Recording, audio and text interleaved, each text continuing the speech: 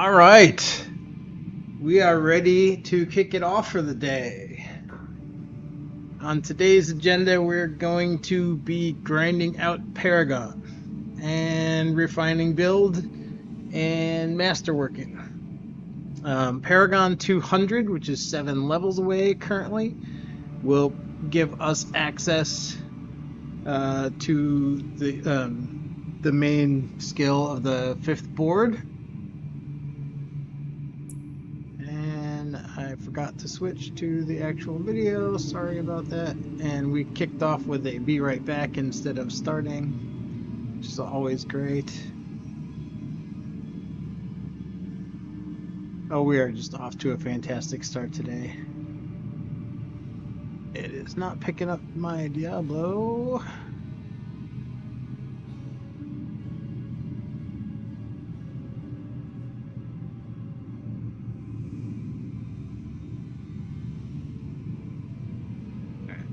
Change it to something else.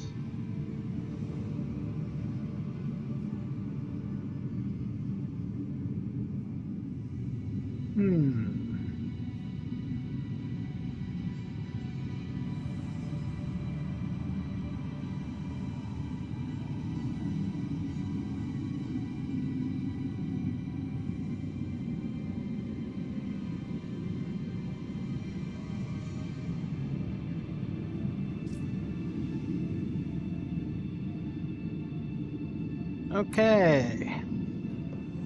We are having problems out of the gate. Oh, there we go. Finally. Alright. We'll get this show on the road. So, yeah, we're going to be working on Paragon leveling, masterworking, refining the build, experimenting. Just kind of seeing what we can do to get it solid in endgame. We left off yesterday shortly after unlocking Torment 4, which was a little bit later than I intended, but yesterday I did not have a lot of time to play or stream, so it is what it is.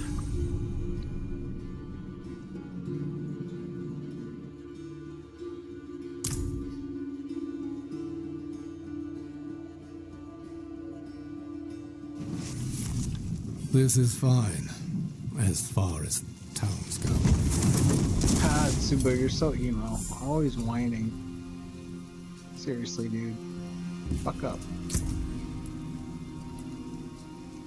Fuck up, little guy. It's not that bad. It's just demons trying to destroy the entire world and enslave all humanity. Could be much worse.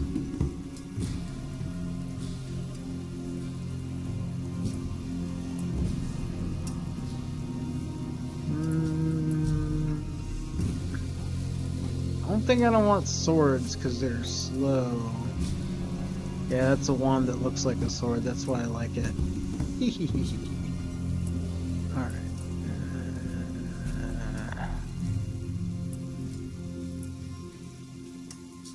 I really doubt we're... Well, yeah, we're not using that.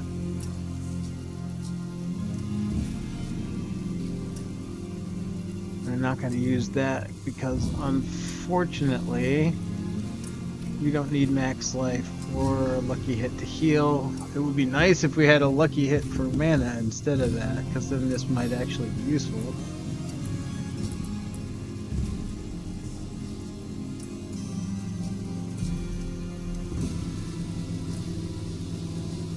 Oh, I should re-roll one of those stats. Probably the int, I'm thinking. Well, maybe not, because I'll hopefully replace this sooner than later.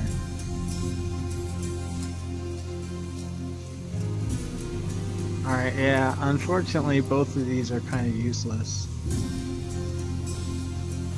Because they'd have health and healing. And those don't matter with Mana Shield, and just... Here, let me sell off all this junk and then I'll explain why. What's left, you ask? Shatter stuff. Oh, Serpentine. That's cool. Oh, I don't think we're even using it. No. We can't use it yet because we don't have the right mana regeneration source. This is why we do not care about max life or healing at all in this build. So that life is 23. all of our health comes from deflecting damage to the mana pool, which is why we have 10,000 mana, which is still kind of low. It should be way higher than that, but we'll get there. I think I've been trying to avoid having to use the oh geez, I just had on the axial conduit pants. Because there's not a ton that they do for us outside of the regen and max mana. But I've tried a couple of things for mana gen in its place, and nothing is really quite fitting the bill. But we'll see. We got some leveling and grinding to do here, so.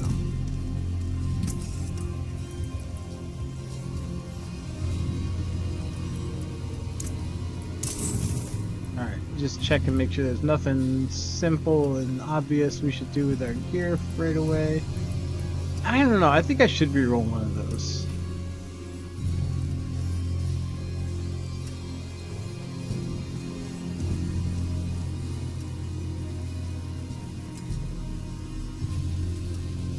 I'm thinking of intel, because it's literally minimum. That's going to give us resists, too.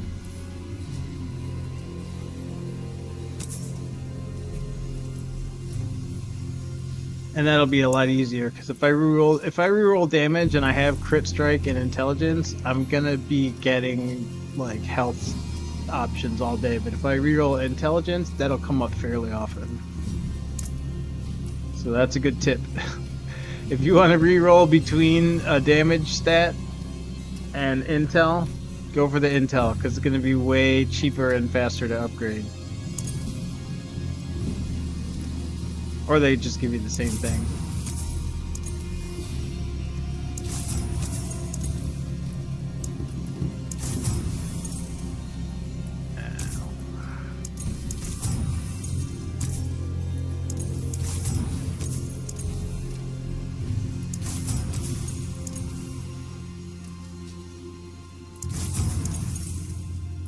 Now, chasing Max, that's a different story. It might take a minute.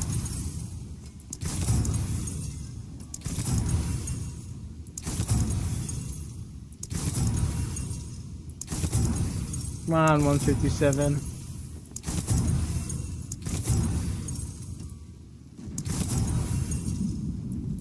$155. $156. It's not going to give it to us, right?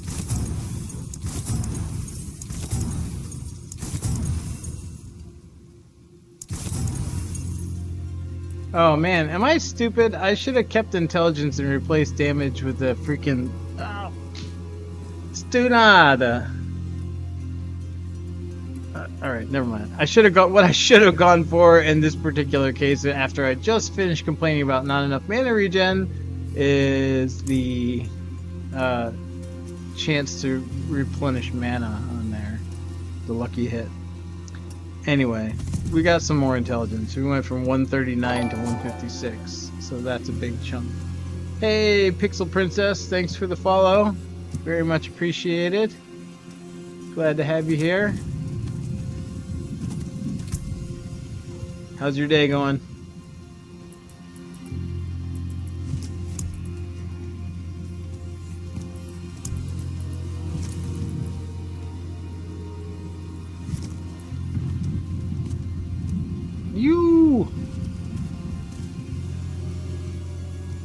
Just, you know, working on the build in Diablo 4. Just got into tier 4 late last night. Good, good. I just started streaming. Had a slow morning because I was streamed pretty late into the night last night, but yeah, it's going good. Yeah. Yep. We got to get some Paragon level and make some adjustments to the build.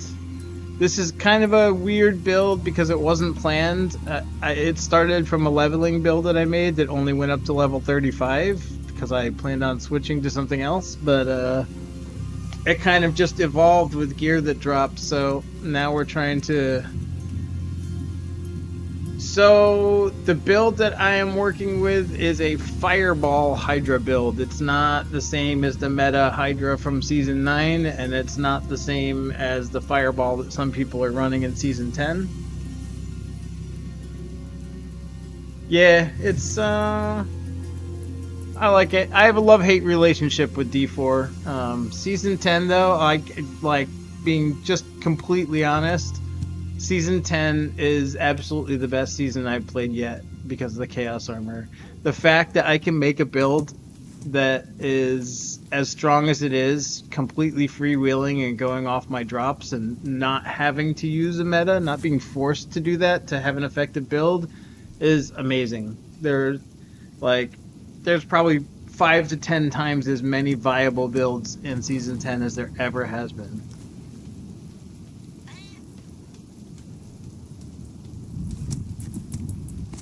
Alright, so let's see here. Oh, this dungeon's not ideal, but I don't feel like rolling a new one. So we're going to go after an XP buff.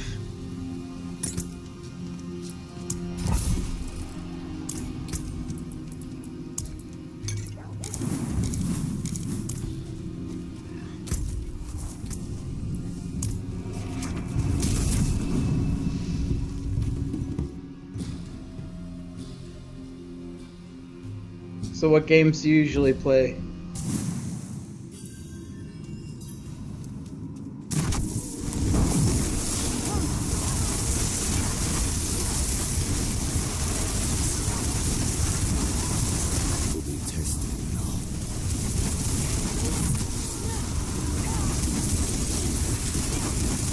Oh, okay, cool.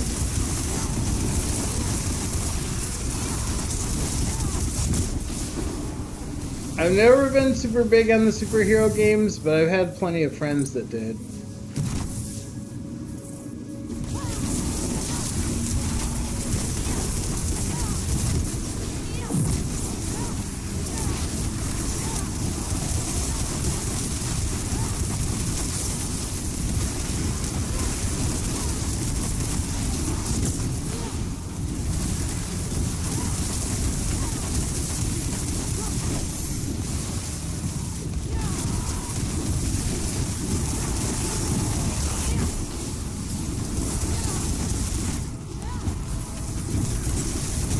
So it's a little slow going for a Nightmare Dungeon because that's because we just got into Tier 4 last night, so we're not completely built for this level yet, but that's fine.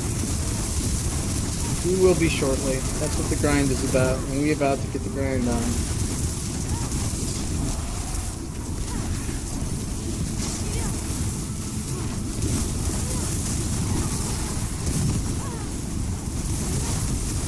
At some point in the higher difficulty, it becomes all about looking for the guy with a little plus sign over his head and blowing him up so the rest of them will die, because they have like a group damage resistance buff. And if you don't kill the guy that's given the buff, you're going to be there all day.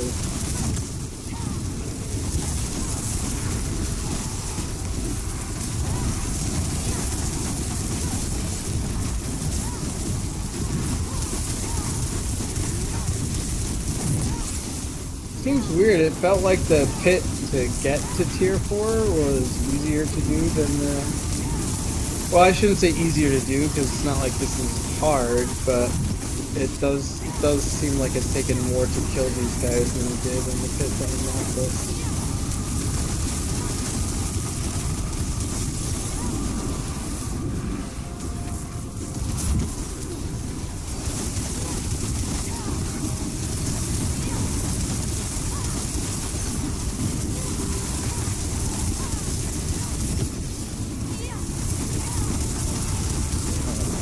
I didn't miss the XP well already. I did not.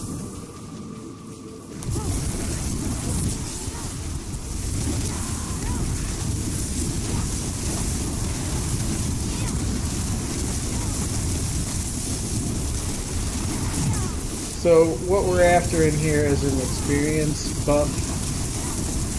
Lasts an hour. It's gonna really, I mean, we're gonna grind some pit for Paragon XP, so the pit completion is gonna be the lion's share of the XP.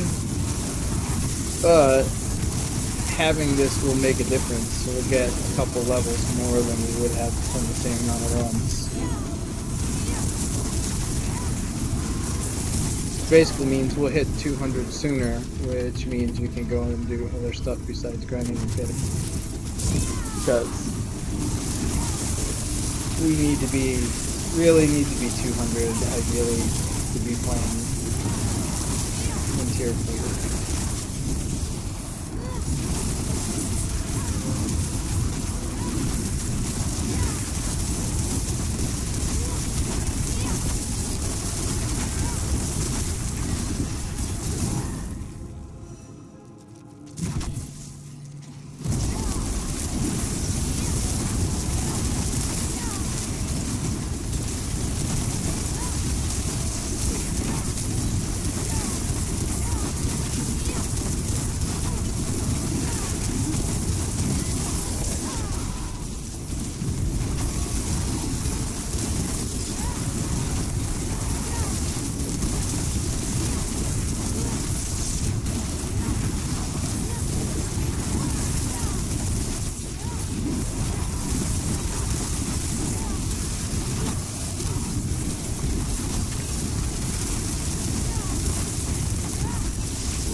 That's what I'm supposed to be doing, but it hasn't been going quite that smooth for most of this dungeon. So the idea with this build is you cast Hydras on a pack, teleport onto it, and ideally, most of the time, you're gonna proc a Frost Nova that's gonna freeze them, and if you freeze an elite, it's going to pull in all the other mobs around it, and then you're going to obliterate them with fireballs.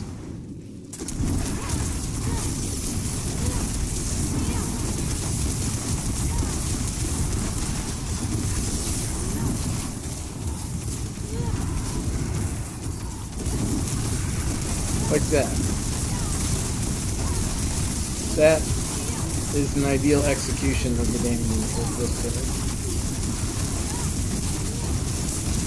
Well, almost ideal. Ideally, you would one-shot them, but we're not built for that in Tier 4 just yet. But we'll get there. We should get there today.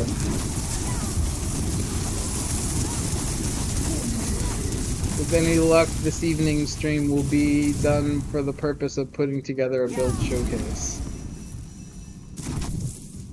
But I won't do that until it's proven that it can carry its weight in Tier 4 and do reasonably high pits, like close to, if not completing 100.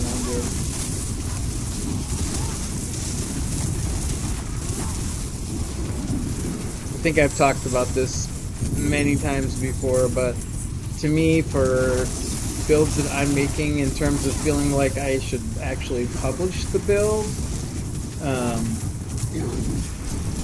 my essential criteria is that it can do everything that it needs to do solo to max the character. So in my book, that includes leveling glyphs to 100, which means that you need to be able to complete pit 100 or very close to it by yourself without a carry or a group for me to consider the build viable. Or at least for me to consider it viable enough that I want to publish it.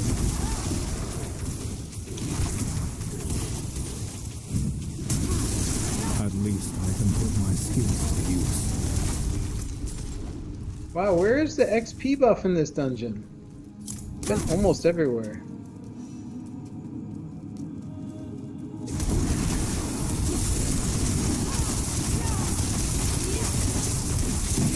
Is it possible that, well, I guess, you know, since a game is software, it could have a bug, and in that case it's definitely possible that even a Forgotten Wisdom could not have the XP well, but I don't think that's part of the design. I think they're always supposed to have it, right? Or is it just a higher chance?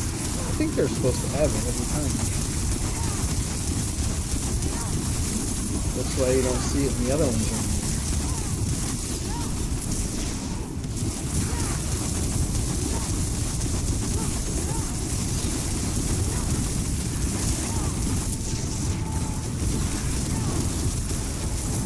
There it is.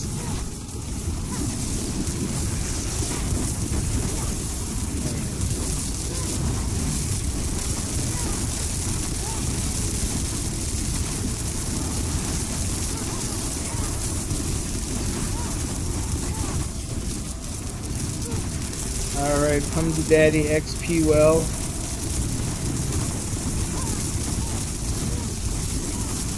So this little guy right here, this XP well, is your best friend when you are leveling or grinding Paragon.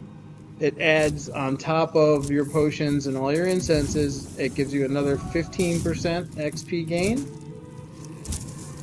And it lasts for 1 hour. So before you go grinding Infernal Hordes, or before you go grinding Pit for XP, or before you start a long run of many Nightmare dungeons, if you can, always try to start with a Forgotten Wisdom dungeon, and always get that XP well. And then whatever else you do, you are getting an additional 15%. Now, they used to be even cooler when they were first introduced. They would stack, and then they changed it so that it was only got increased duration, and now it just refreshes the duration. So, anyways, XP well, really great, really fast level.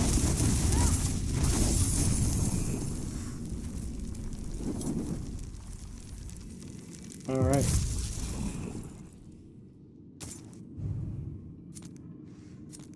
And it's time to do some pits.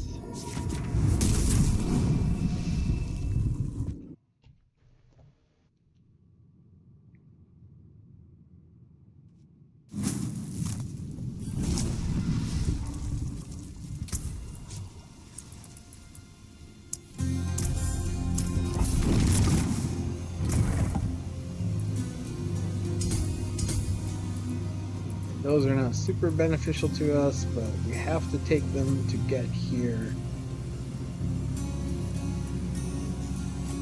And that's going to be awesome. Because our enchants are...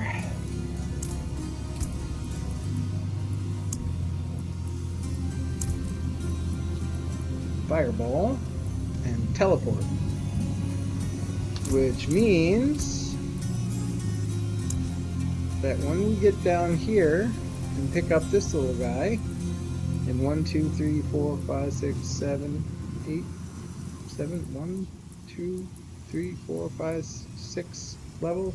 I don't know. Anyway, once we get there, soon, I think it's a 200. That's what I counted yesterday. I could be off. So it's gonna increase. It's gonna improve the enchantments, which is great because that's Fireball, which is fantastic. Because it's that explosion that happens when something dies, which is what sets off the chain reaction. But even better, it's going to increase your damage by 40% with the main element. So that means it's going to be a 40% multiplicative added to all of our fire and lightning damage. If I could find a second useful fire enchant, I might think about it, but Teleport, it's just... You kind of need to have it to have any kind of mobility that people expect these days. I think that might be why the lightning builds are able to leverage this a little bit better, because you can put, you know, something like ball lightning or lightning spear or whatever as a second one, so that you, yeah. Anyways, you get the bonus on both of them if you have the same element.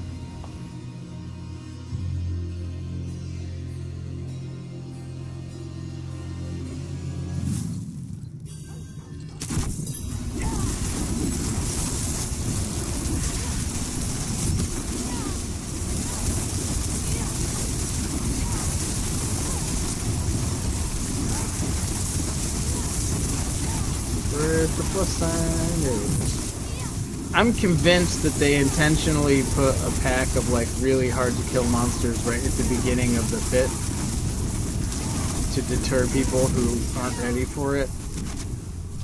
Because once you get through that first wave, most of the time, everything after that is not as hard.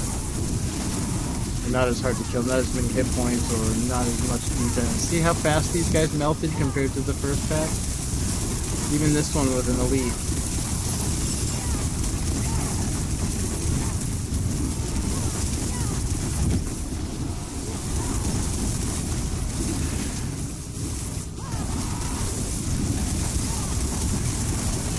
Even that one was a plus sign bonus.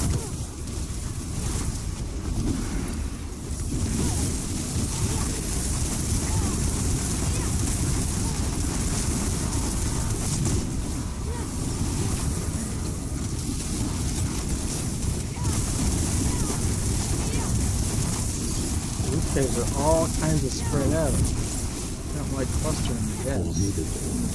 Like somebody told them an AoE sorceress was going to be coming. Had a little demon rally before I started the pit. Okay guys, gather up! Listen here, this sorceress coming in has a lot of area effect damage, so don't stand too close to each other. Make sure you spread out. Anti-social demon distancing will stop the spread of exploding fireballs.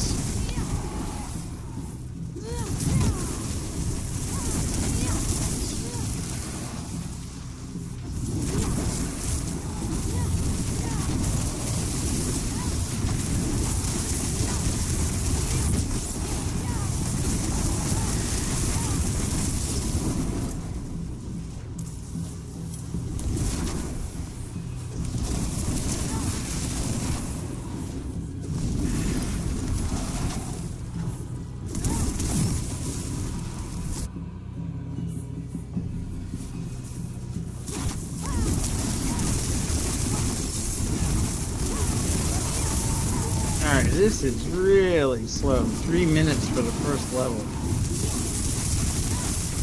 It was not this slow yesterday when I unlocked Tier 4. I swear. Could be just that I'm out of the groove, because last night when I did that, I'd been playing for 5 hours, so... Kinda had a rhythm going with the rotation loop.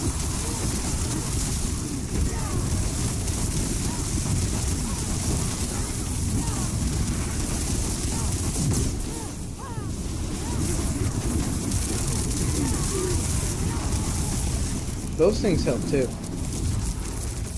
Shrines are good. Shrines are very good.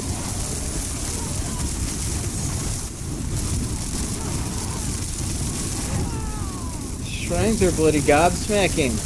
Jesus. Look at that. Just vaporize.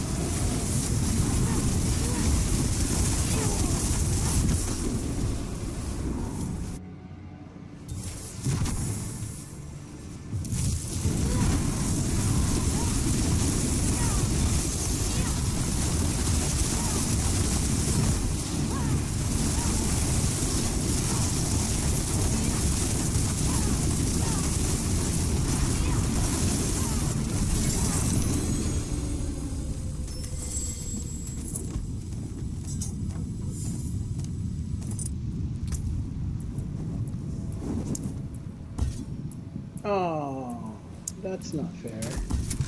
Oh. Alright, so I think maybe what we need to do is not do 55. We'll just do 50 We're probably going to fail almost all of our glyph upgrades, but we're going to get the runs done faster, and we're going to get the Paragon XP that we need, because right now, at that speed, we're really wasting having this buff, because we're not killing enough monsters per minute to maximize it. Alright, so we're going to drop down to 50, and hopefully go considerably faster, get that Paragon up to where we can get 55 reliably done in 3 minutes or less, and then we'll go to 55.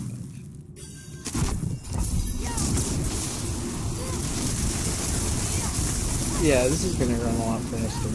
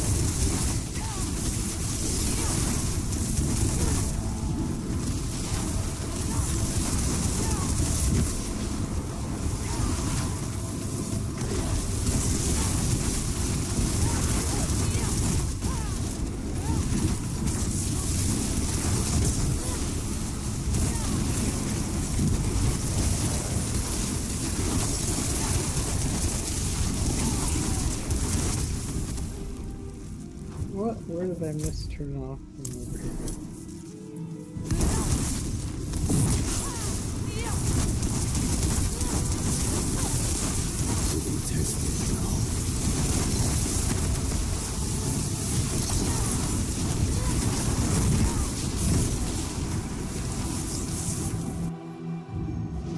Alright, still not great. That was over 3 minutes. Should not be over 3 minutes for this.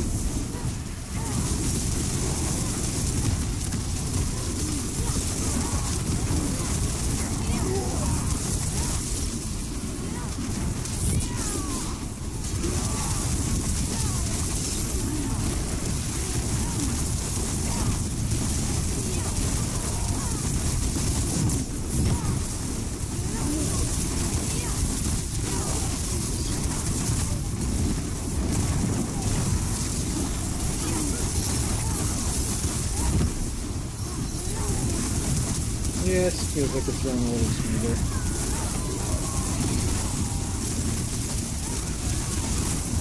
And we're on track to do a 3-minute one this time.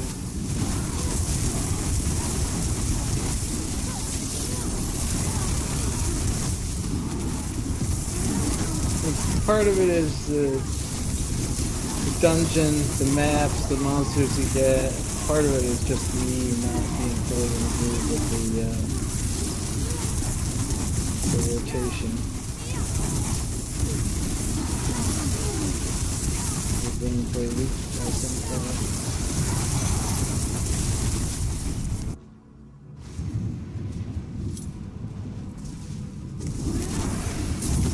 Just about exactly 2 minutes. 2:55. Not ideal, but acceptable. Ideally, you really want to be running stuff that you can do in about 2 minutes. Cool.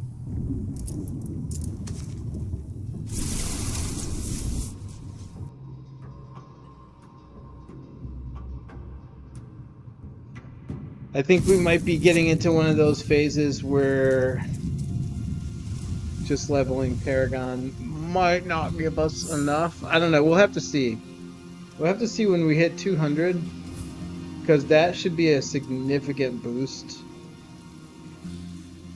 But there are certain points in the process where just adding a Paragon is really slow to get to that kind of next jump point in build strength.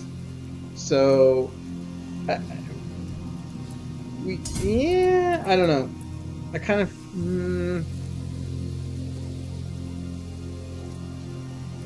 of tempted to do some forward. What do we got for forward? What do we got? We got 6 10-rounders. All right, you know what? We're gonna do some horde while we still have this XP buff.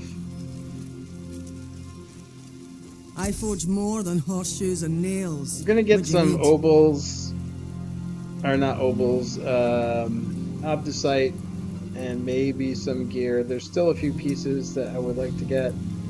This Talrasha is really awful. It's only 15%. Of course, now it only goes to 20 instead of 25 or even higher like it was previously. It's kind of sad, but I understand what they're doing there. It really is an outlier. It was almost to the point where it was a must-have in every sorcerer build. So they're slowly nudging up power in other places. Yeah, that's not going to really help for this build. Anyway, it's not GA, so we can't use it, but...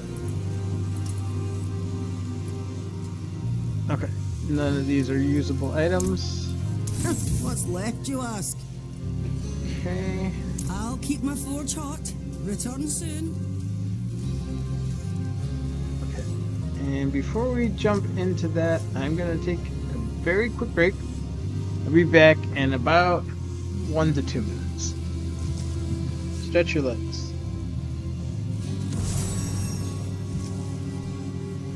And I just realized that my game music volume was way too high from when I had the starting screen up. But yeah, I'll be back in like 2 minutes.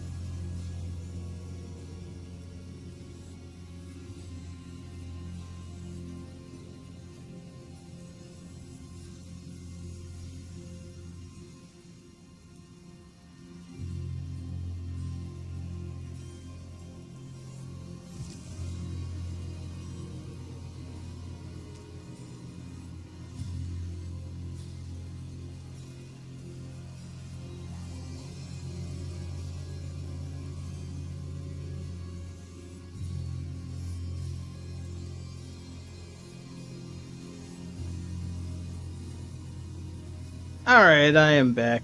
I don't think that was even 2 minutes. Alright, let's get our Infernal Horde on.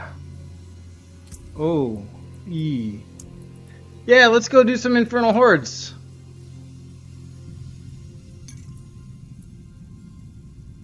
You know what, I'm just gonna do them all so that they all start at the same time.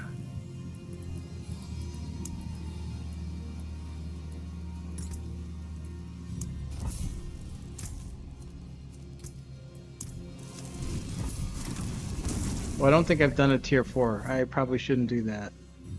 I keep forgetting when I've just unlocked a tier and going out and doing content in it.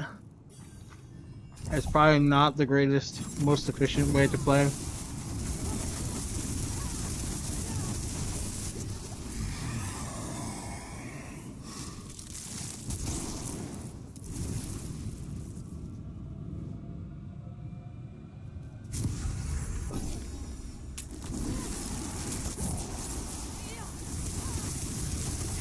What I should be doing is capitalizing on that power in the tier I just left to get strong enough to dominate the tier I'm going to. With some exceptions. Like once you've just unlocked a new tier, if you're going to do Hell Tides, run it in the one that you just left, but switch over to open chests in the one you're going to. And same thing with Whispers. Go run Whispers in the tier that you just are leaving, and then turn in the rewards in the new tier. If that actually works. I think that works. I know at one point it didn't, but I could swear in Season 9 it did. They used to reset it. Like if you change tiers, it actually kept a separate track. Which always seems silly to me, because it's like, they're gonna waste resources to track all those separate. Now, why do they always do this to me? They always give me Hellborns when I. Well, of course, I know why they do it, because they want to actually give you some meaningful choice. That's why they do it. But it's not really that meaningful, because I'm gonna pick Chaos almost every time. Unless it's like late in the thing and I already have a ton of synergy for a specific one, then there's a small chance I might choose that over the Chaos one, but not likely. Not after getting almost 2k ether in a single round from the Goblins the other day. Although even if I got Goblins right now, I don't think I would do that much because I'm not killing fast enough in here. This is going to be a very low ether run. This is what I mean. Yeah, I mean, sure, it feels good to unlock a new tier, but if you jump into it as soon as you're strong enough to unlock it, you're going to be killing stuff so much slower. And it's just not efficient gameplay. It's... I mean, if you really are up for the challenge of doing something hard, then yeah, go for it. Unlock a tier and then gung-ho, go play it. But don't do that and then complain that your rewards are too slow, because they're too slow because you're choosing to kill things slowly and get slower rewards. Oh cool, they gave me this one again. That's nice.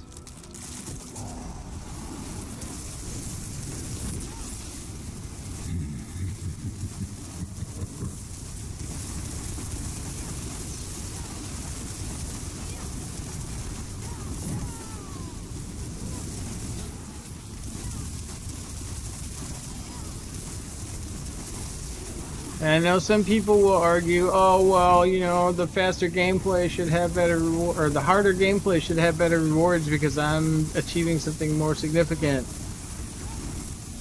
And I don't completely disagree with that. However, you kind of are, because you're still getting more XP, you're still getting better drops. You're just doing it so much slower, and with RNG, you know, if you're only getting 1 drop and the time that you would get 5 drops by going to a lower tier, that means you have 5 times as many chances in the lower tier to get a better item. With the exception, I think, of high tier pits, going to a higher difficulty does not increase the top end of possible items.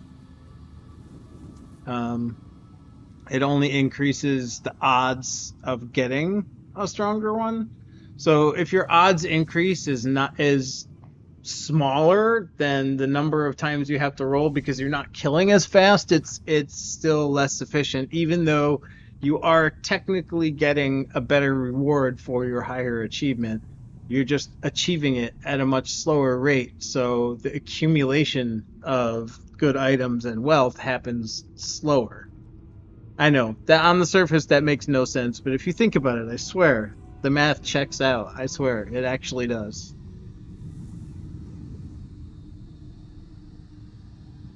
All right. Well, we've gone with masses. Oh, there we go.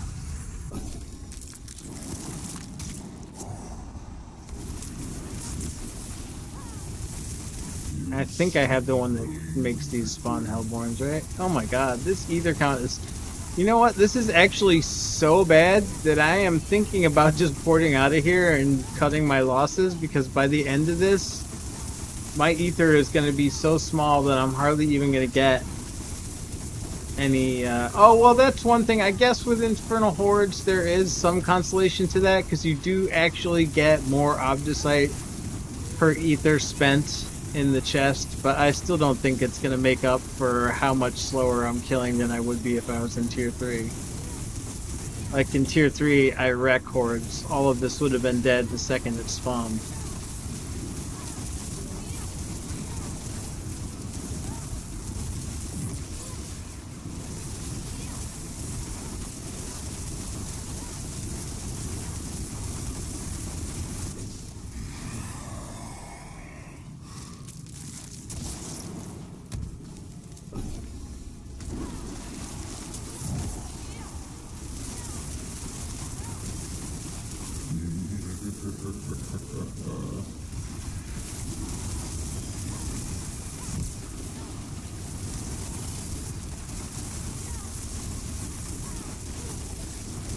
I did make one change to the build that I expect should be more damage, but maybe it's not.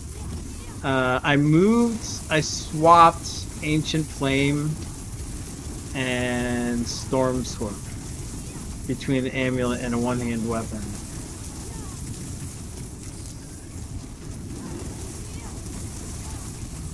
So that is also something to consider for this build.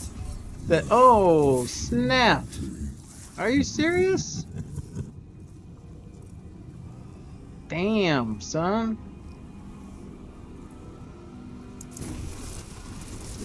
I knew it was going to be slow. I didn't think that was going to happen.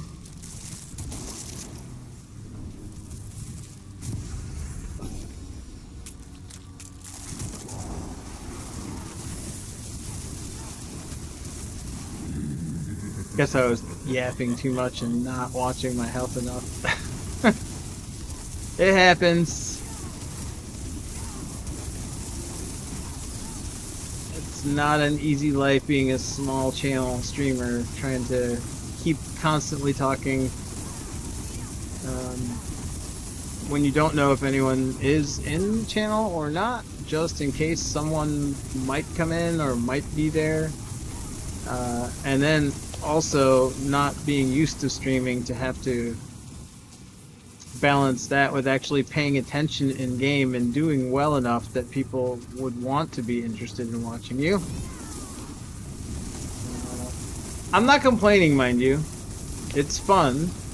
It's just, oh gosh. Yeah, and my heal potions do literally nothing for me now. So the only thing that saves you is mana regen.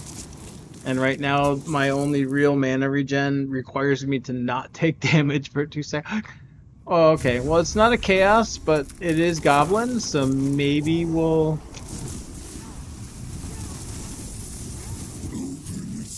Yeah, we've got 7, 8, 9, 10. We've got 4 rounds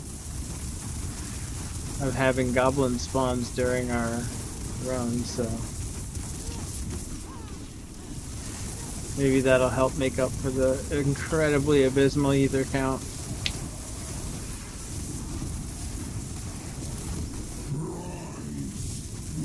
How do you want to look at that spire? I'm not doing it.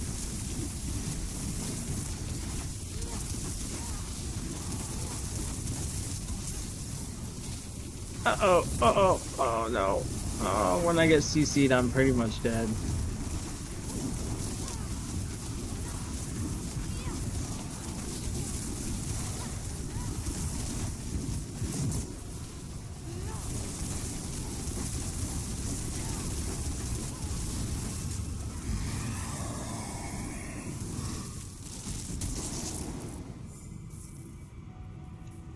Oh my god, this is brutal. I should not be in this tier yet. For help, for at least not for Infernal Hordes.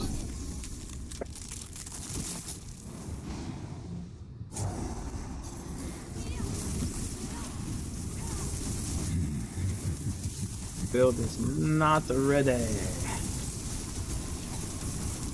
Missing items, missing masterwork, missing Paragon.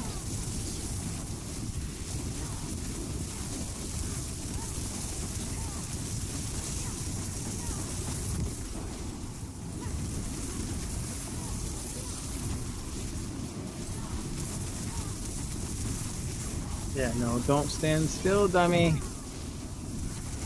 Standing still gets you dead.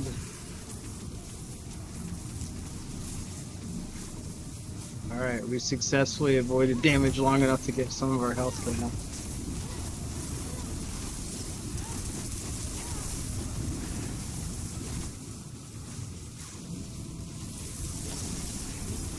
Oh, I'm dead.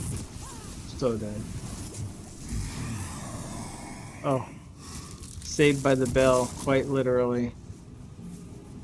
Alright, Surging Hellborn is cool.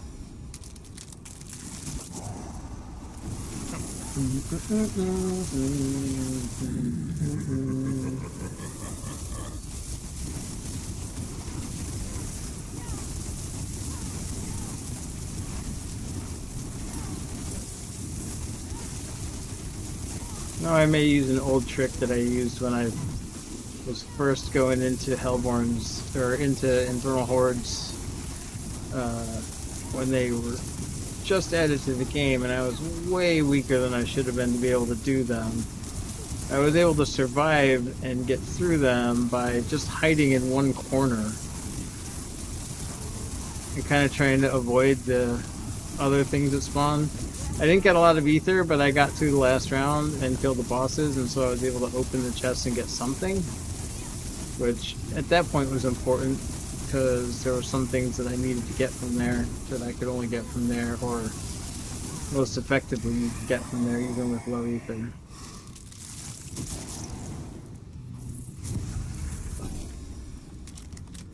Alright, wave 10. All we gotta do is live through this and kill the council, and we're gonna get some stuff, and then we're gonna leave here and we're gonna change to tier 3 and come back and destroy them. Although by that time I may have burned my entire XP buff. Come on.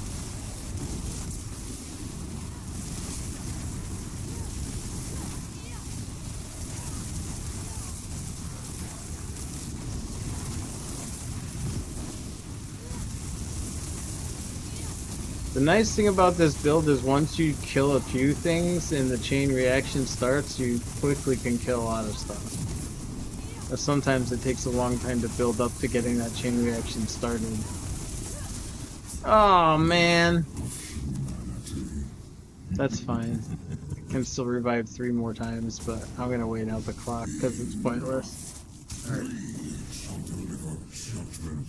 So...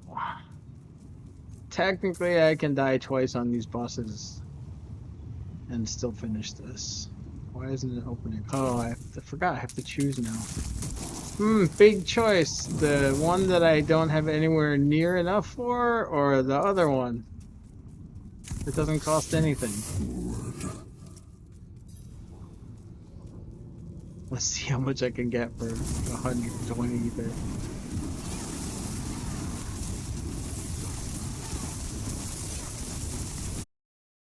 If I'm not totally stupid, I can avoid dying.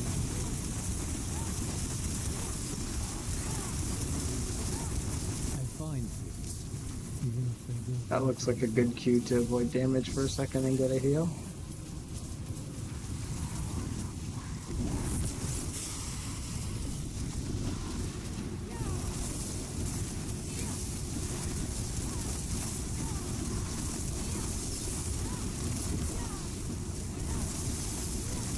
Stop teleporting and stand in my earthquakes, Daddy.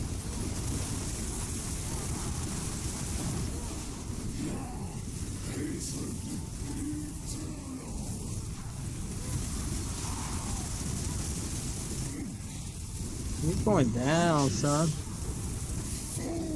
Might take me 6 hours, but you're gonna die.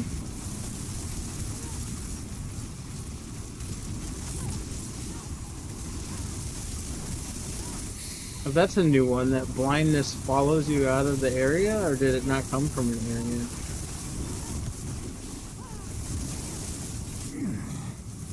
Yeah, look at that.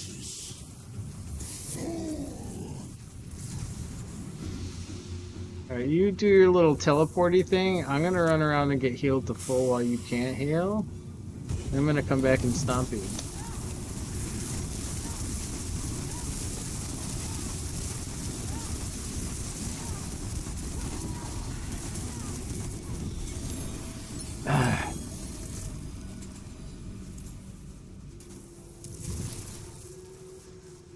Alright, so let's see.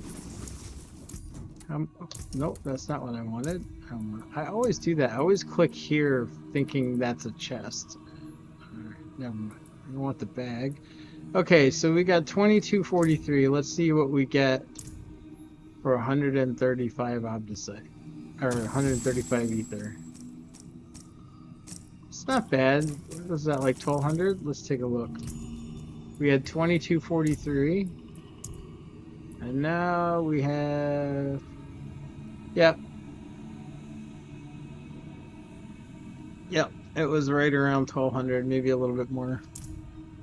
Alright. So, that is not great.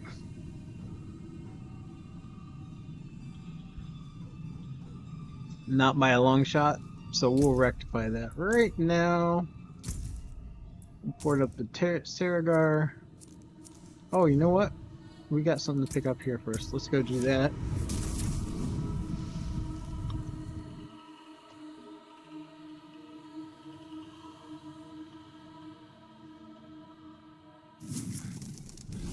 We've already finished the reliquary. And we're about to... yeah, second to last one. Substantial amount of experience. Okay. Well, we're roughly... I'm going to say that's roughly 12... 15%? Out of 17? I don't know, whatever it is. Anyway. We're a little bit of a chunk.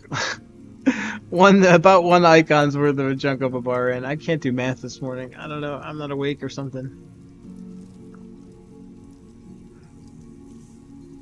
Or my brain is fried, or I'm just hyper because I'm streaming and I'm not used to this yet.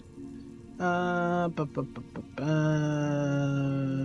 we're gonna open this. Let's see what I want. Okay. So yeah, that was like nothing. That was not a significant amount of experience. That was a lie. That was a lie. That is not a significant amount of experience.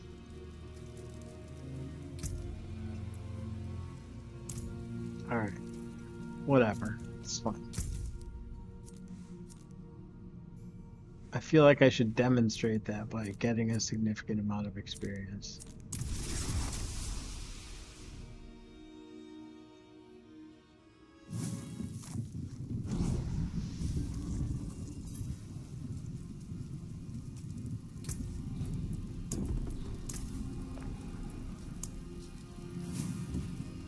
Alright, so now we'll do this again. It should be a completely different experience. shame that I wasted a 10 rounder on that.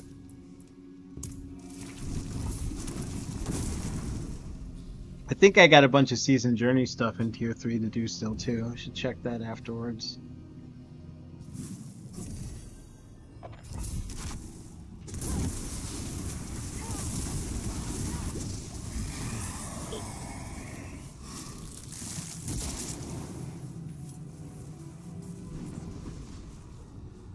I could swear that said the Burning Hellborn when I first looked. Oh, maybe I just mixed. I don't know. Whatever. I'll take the Hellborn Ambushers.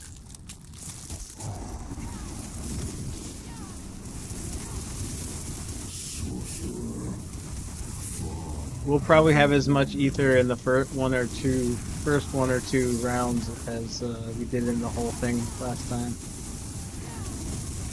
This will be an excellent demonstration what I mean by saying you're better off staying in a tier you just level out of for a little while until you get stronger. Unless the one exception to that is that you really just love the challenge so much that you're happy to progress way, way slower. And I guess, I don't know, I mean, I do enjoy playing for a challenge, I do. It's not how I start my seasons, because I like getting resources, I like being smart, as well as being challenged, so... Or I should say efficient. So I don't know that it's necessarily smart to prefer one thing over another, but I prefer to get a lot of resources with my first character in a new season. Later in the season, I definitely will. These guys are so annoying. When is the Betrayer Husk? Dude, nobody cares about that this season. It's all about Chaos Armor. Get that. Stupid spammer.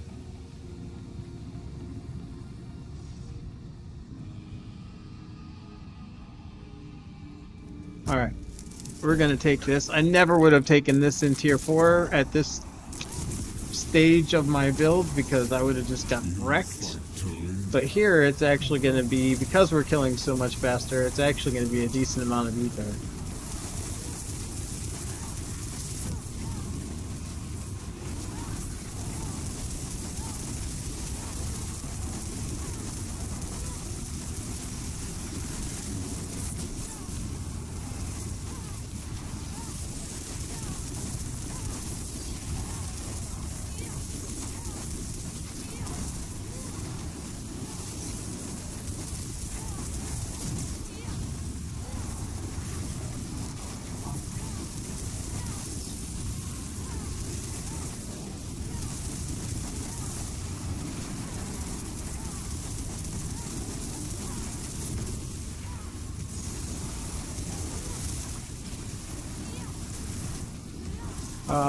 That ruined it. So 90. We didn't get to 135 in 2 rounds, but that's, I mean, a little bit of a difference, right? I still don't understand what this description means. 1 ether per offering. Oh, this isn't... I see now.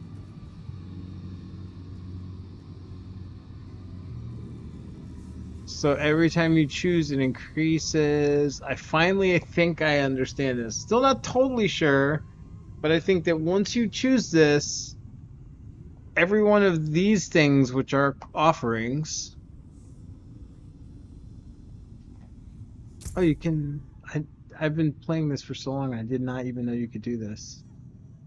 Not even realize that these choices were on the map. Wow. I feel stupid. Anyways, maybe if I didn't know it, maybe someone watching this didn't know it. So yeah, when you're in the Helltide, hit tab to bring up the map, and it shows you all the choices that you picked and what their benefits are. Hello, Inbajjuk. I'm really sorry if I mangled the pronunciation of that name, but I don't know how to pronounce things that only have one vowel at the beginning. I'm so sorry. Wow. It's like a roller coaster loop. The stream is like a roller coaster, baby, baby. I wanna ride. Please tell me in Bajik that you are not going to offer to sell me graphics work or promote my stream and get me to 1,000 viewers so I can make $1,000 a month overnight. Please tell me you're not here for one of those reasons. Please. Oh Lord. Okay, sorry. If you're a real viewer and I'm insulting you, I apologize. It's just I get so many people coming in with names that just look like someone ran their hand across the keyboard, and then they want to sell me graphic designs or promote my stream so I'll become a streaming millionaire overnight with no effort, which is totally believable. I mean, that's a completely legit proposition, and if anybody watching this, if you're streaming and some person with a alphabet soup of a name comes in and says, I will get you earning $1,000 a month instantly, you should totally do that. It's totally legit. Totally, and you'll immediately become a streaming superstar, and you make the big guys look like nothing. Um, but yeah, no, that's all total bullshit. You should never, ever do anything like that because those people are scammers. All right, we're gonna try this. I think I know what it means. I think it means that once you've chosen that, every round when you take a new offering, it's going to increase the amount of drops you get from masses by 1. And if that is if the thing you choose is another mass offering, then it's going to increase the drops from mass kills by 2. If that's the case, that's kind of a nice synergy thing because you're automatically, even if you get some bad luck, you're automatically getting more for making choices that should, in theory, synergize because it's more of the same.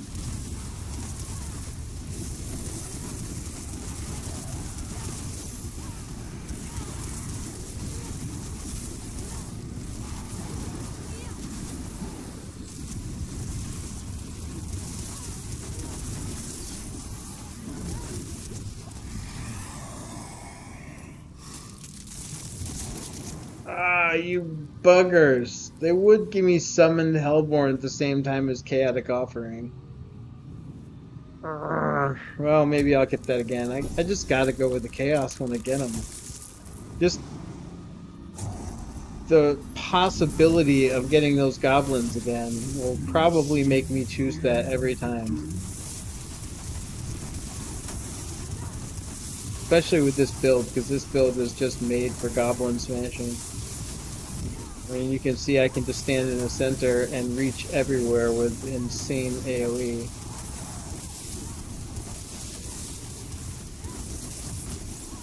And if I see a rift or a cluster of goblins, I just pop a Hydra out in that direction. Because it's going to target the thing for me. I don't even have to actually accurately target. Just spin around, spamming fireballs and conjurations, and when there's a hard target on the map, like an elite, or a pack, or a portal, drop a Hydra in its general direction, and that Hydra is almost certainly going to kill it, or at least add enough damage so the fireballs will easily kill it. That was a good round. And that one round was definitely more than the entire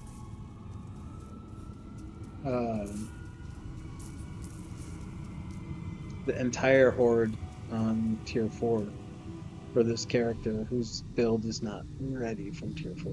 Ruthless Lord. They gain health and damage for each spawn, but they add 5 ether. It's probably stupid, but no, it's too early to do something like that. It's only round 4. If it goes bad, it can ruin the whole run. I'll wait till I get that later in a run to test it and see what it's like. Because right now, I mean, at some point, I'm sure I'm gonna have so many compasses, 10 wave compasses, that I'm just gonna be like having to delete them or something to make space for more keys. But that's not the case right now. Right now, they're a precious resource. It's too early in the season. I haven't accumulated enough, and I need to be in here to get my Obdicite for masterworking.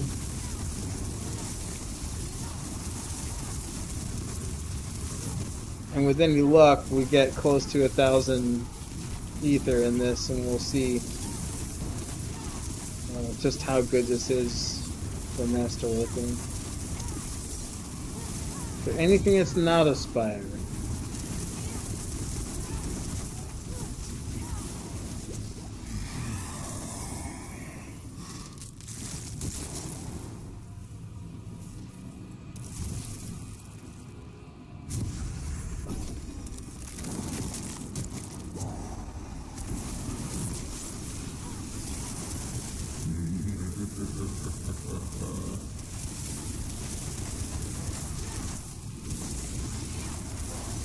It's the one thing I have to move for, and I'm sure they put this in there expressly for that purpose, so that insane powered ranged casters can't just stand in the middle. It force you to move by not actually spawning the thing until you go near it.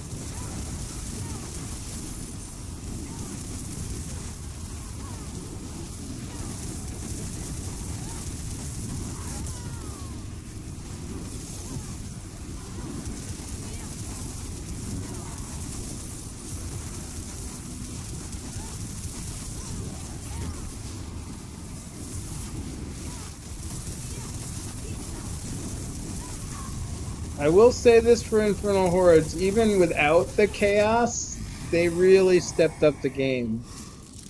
I am a person who gives my honest opinion all the time about games I'm playing or not playing. So I have said my share of salty things about D4, and it's still a far from perfect game. It's not what I would want a Diablo game to be by any stretch of the imagination. That said, Season 10, the changes to Hordes are great. The Chaos Armor is great. The build diversity because of the Chaos Armor and the Chaos perks is crazy. I feel like they really made a strong effort to make the game more fun. And I feel like it's like I said, far from my ideal vision. Of course, that's an opinionated thing, but it is easily, in my book, the best season I have played. I started in season 3. I know some people swear by the season 0. That's cheeky. I was wondering why Ether Lords were despawning at the end of the round. It's because they add it as a perk to not let them stay. No, they gotta sneak stuff like that in just to disappoint me just a little bit. Well, I'm so excited about this. But they actually changed a mechanic to make them despawn at the end of the round, which they didn't used to do, so that they could give you a perk to make them not despawn at the end of the round. That's kind of, we're taking something away to give you something. It's like raising the price of something from $1 to $1.25 and then making it 10% off.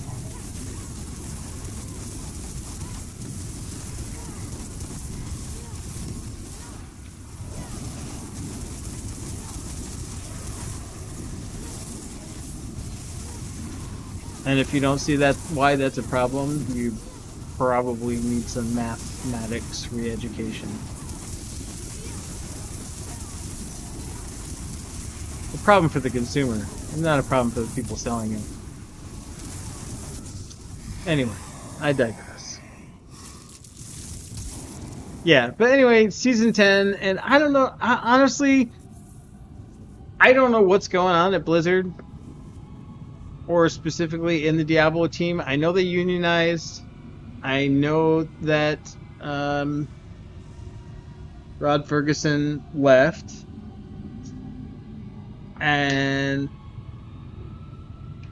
clearly some things are changing, but it's in this season to some extent. It's also in their social media. I'm getting a feeling that I haven't got in a while of something being done by people who are really invested in what they're doing, people who like what they're doing, people who care about what they're doing. Again, completely subjective, totally opinion. This is just how I feel about what I've seen from them recently compared to the recent past.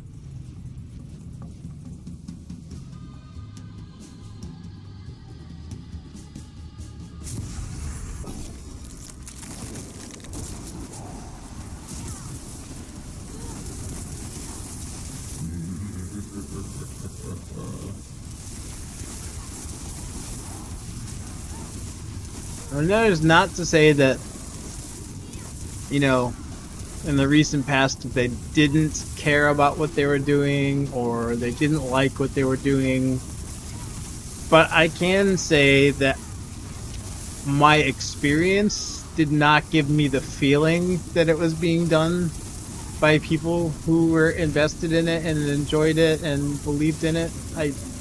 So obviously I'm not there. I don't work there. I don't know people that work there, so I have no inside information. This is not based on facts. This is just how I have felt based on playing the game and interacting with their social media and other communications. I feel like something has changed, and I feel like it's changed for the better.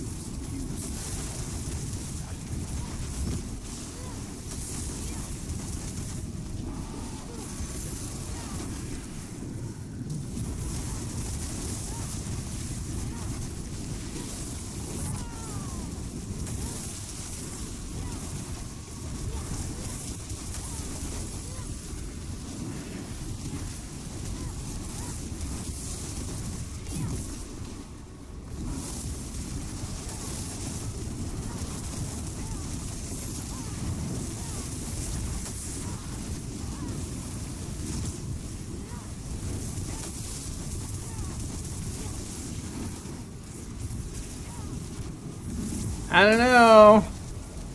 Maybe the Diablo team just fired all their brads and got some new poppies.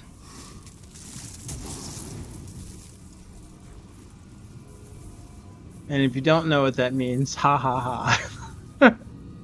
It's a cryptic mystery for you to figure out.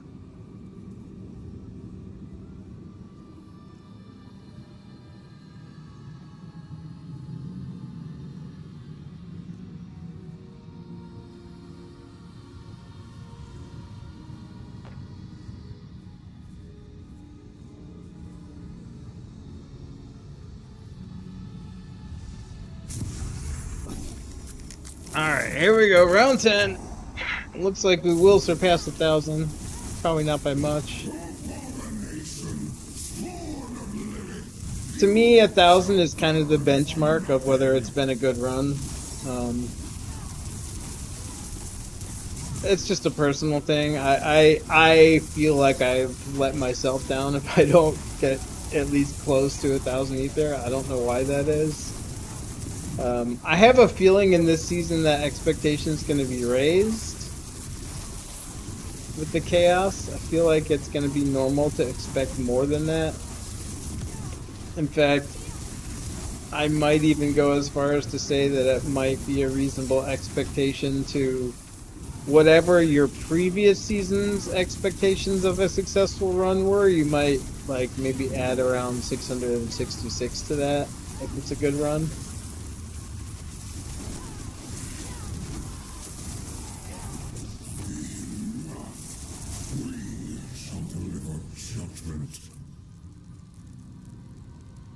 I'm not sure what to do. I really need... I really need the Obdusite.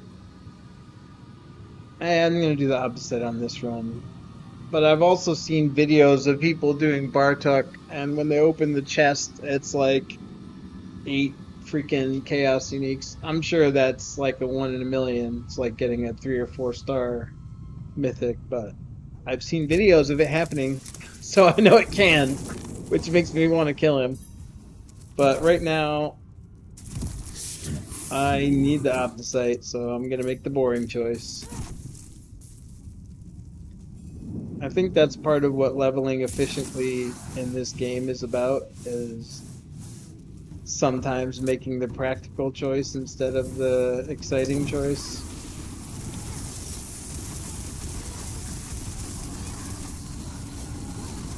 But the payoff is that gets you in your build and your character much faster to a point where all your choices can be more exciting. So it's a trade-off.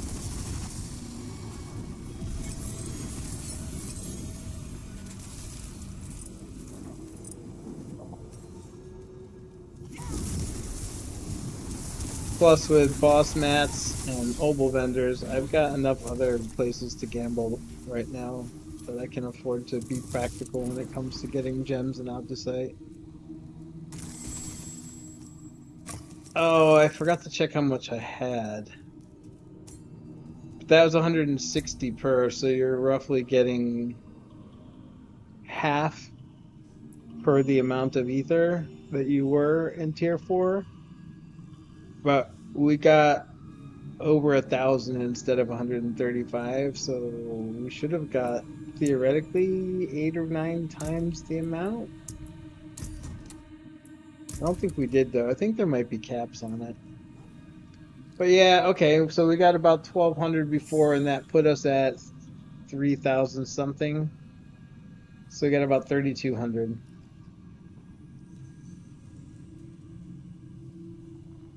So not quite 3 times.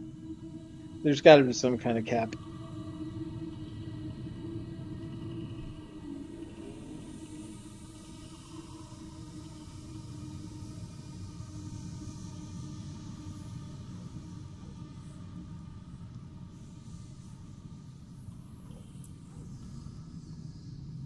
But yeah, any way you slice it, that was way more productive for our primary objective right now, which is Obsite. And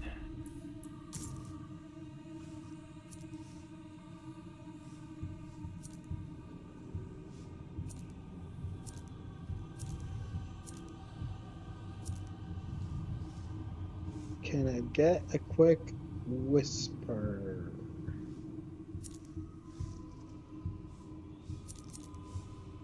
Looks like Maiden's gonna be the quickest one. Where is she in this map? Is this the one? Oh, I think she's like right over here, maybe-ish. Let's see.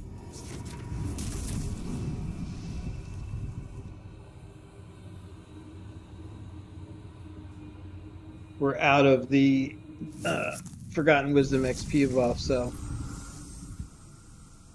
now is the time before we recharge that to go and do some stuff that might be slightly lower kill rates. Okay, I remember where it is in this one now. Although Helltide is usually a pretty high kill rate, but right now we're just on a mission to go in and ninja.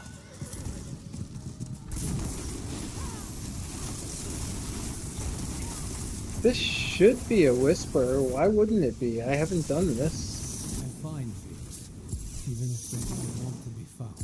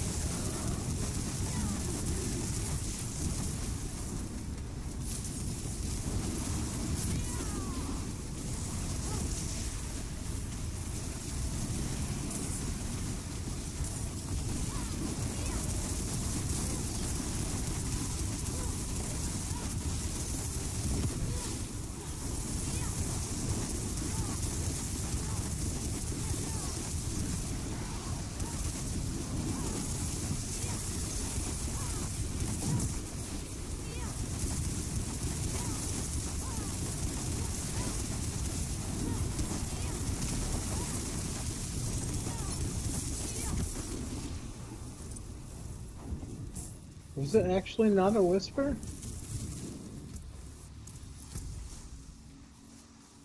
It wasn't. How weird. Since when would a blood maiden not be a whisper?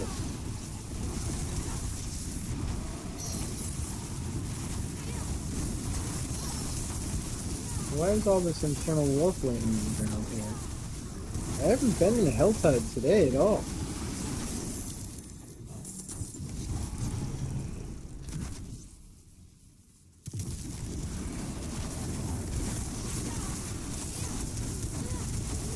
In fact, I haven't even been in Helltide since I got this faster teleport. It's kind of fun. Still not perma-teleport. Still not instantaneous. But I can just, for the most part, rely on teleporting purely for movement and not walking. Maybe I should put intercom on now.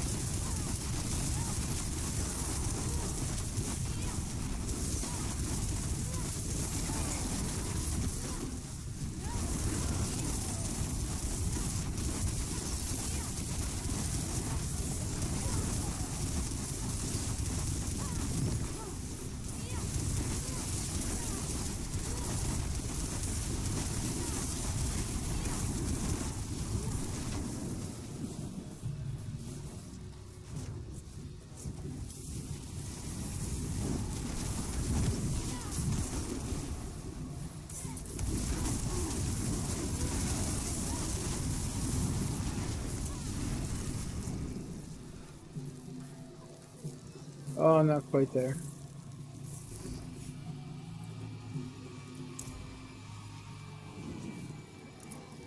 Greetings.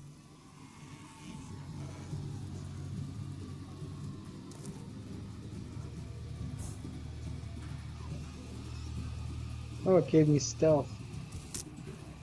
Neato.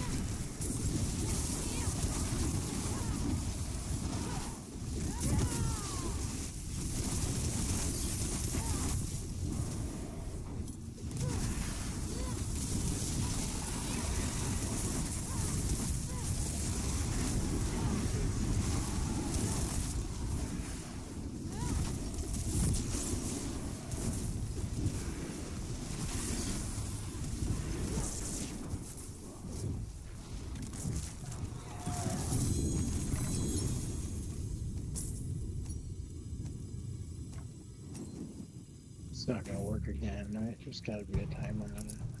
Hello. Nothing that time. Oh.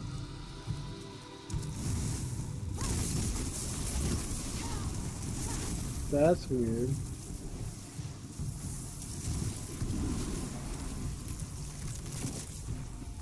You know what, honestly, I think if they put like weird cryptic stuff in here, like some of the earlier Diablo games, there's a good chance that people might not even notice it. I don't think there's as many people playing D4 who would actually care to try to solve those riddles.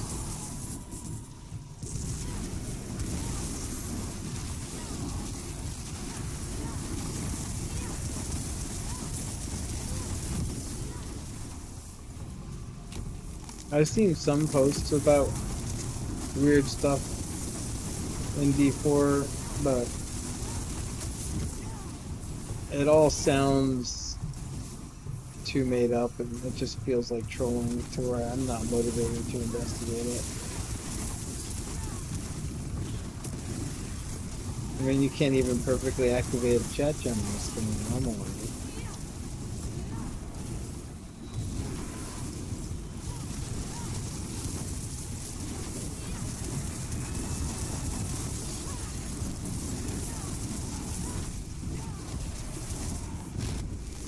Also, I have not seen anything about eating your vegetables or brushing your teeth. Just not there.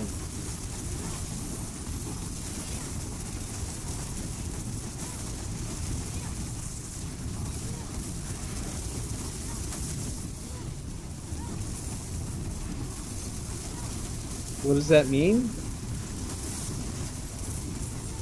No, I'm not giving you parental advice about brushing your teeth and eating your vegetables. But if you know, you know. That's all. Okay, I'll give you one more hint. It's Diablo 1 secret stuff. Go figure it out. Go find it. Won't need it.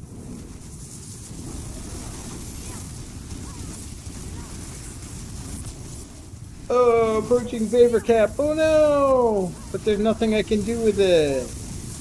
They let me buy plat twice, but then after that, it's just nothing. I just keep getting more favor and I can't spend it on anything. I think.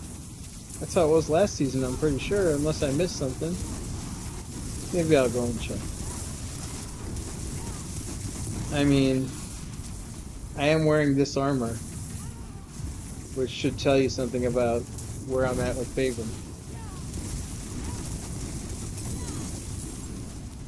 Or I shouldn't say wearing that armor, but using that skin. It's a beefy chunk of hydros. And that's not even maxed rolled.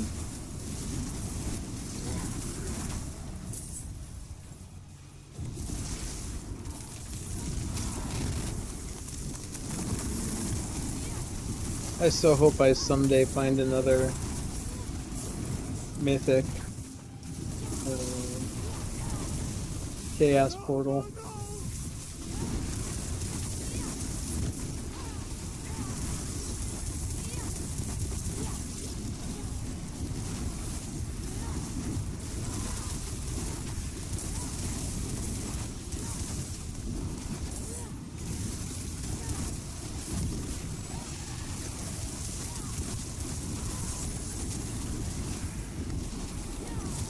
Chaos Rift, I should say. Sorry, not portal.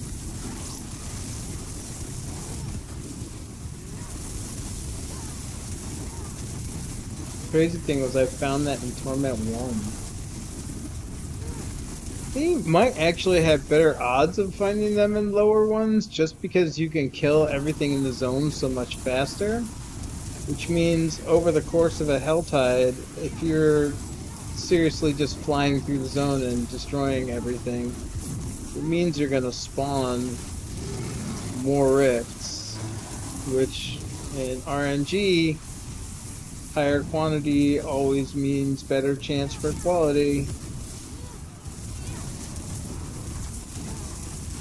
Well, no, I shouldn't say always, but if you've got 100 rolls of something instead of one roll, you've got a much better chance of getting it. Even if the one roll has much higher odds than the 100.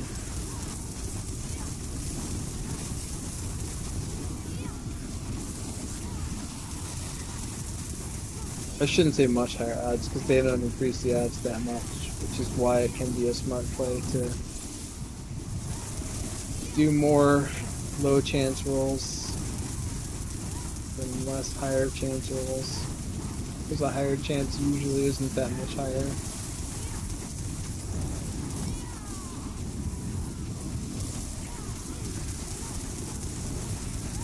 I don't know why I'm even walking in circles.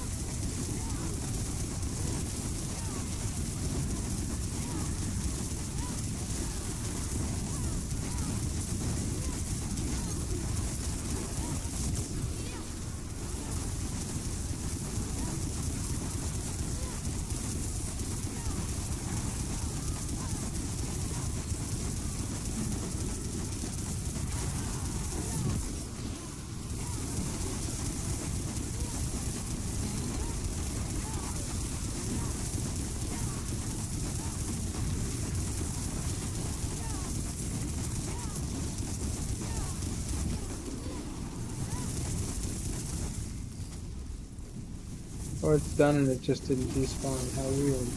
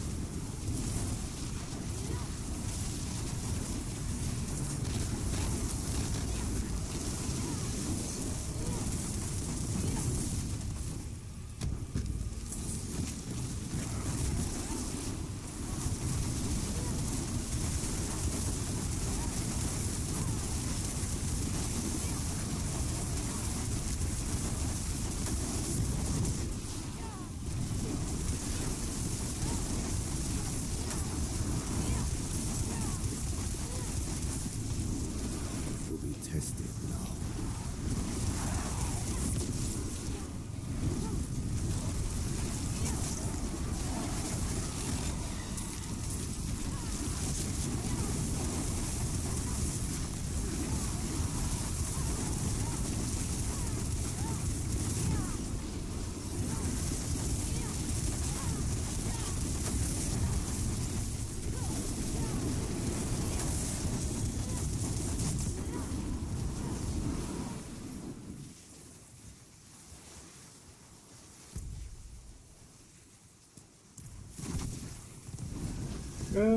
About a minute.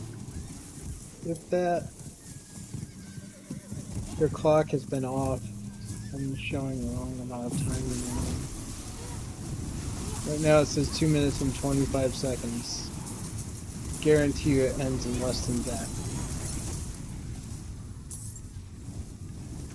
And if I'm wrong, I'll be so happy to be wrong.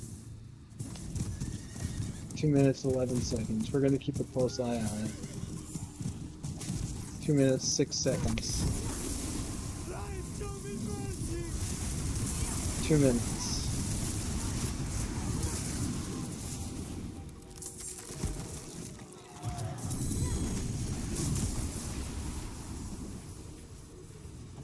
One minute 50.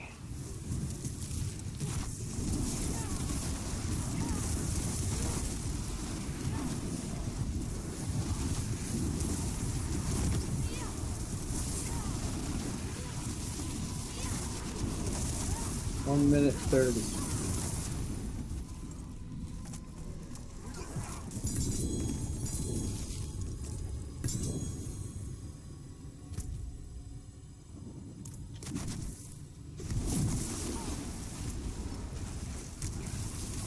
Yeah, see? That was about a minute left and it's gone. There's no way 90 seconds passed since I called out a minute 30. We'll check the timeline later.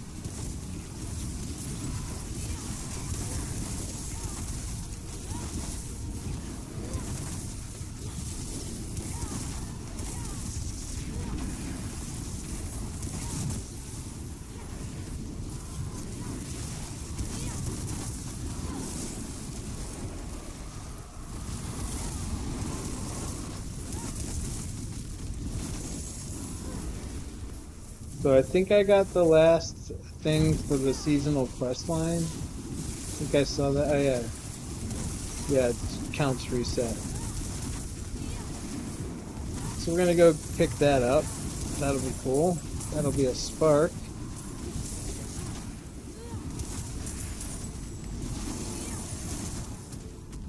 But as always, we are going to first change to tier 4 before we collect any rewards. And this will be a good opportunity for me also to test to make sure that I'm correct about whispers now working when you change torment tier. Yeah, it's still 12 out of 10. So I earned them in 3. I'm turning them in 4. In fact, I think I might have even earned some in 4 and some in 3 and turning them in 4.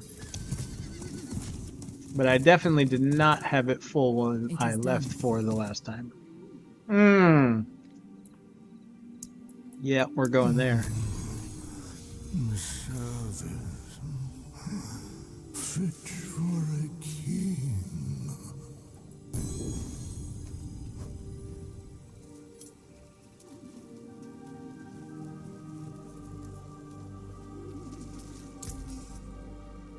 Alright, what do we got? Anything worth keeping? No. Fire resist. Dookie. Well, maybe. Maybe. No, because we don't want 3 mana per second. That's useless.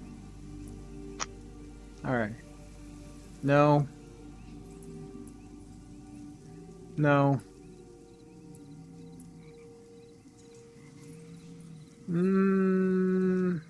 Oh, that's a maybe.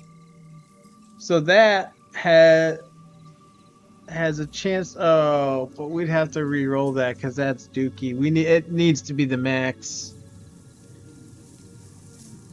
They changed it. They changed it. It used to be a percentage of mana. I don't know if that's even worth using like that. Not for a mana shield build.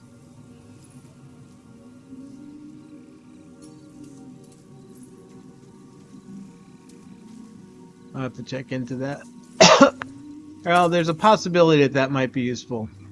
I've been thinking that I might switch to a staff. And if I did, one that has a resource charge. The forge is always hot. Well, we'll see. I'm not going to go too much further than that for now because I don't really know for sure. There's some questions that need to be answered before I can speak authoritatively, and I would rather get them answered and speak authoritatively than say dumb shit on a stream that's recorded. So I can keep reminding myself how stupid I was when I made the stream. Alright. Don't ruin all that work.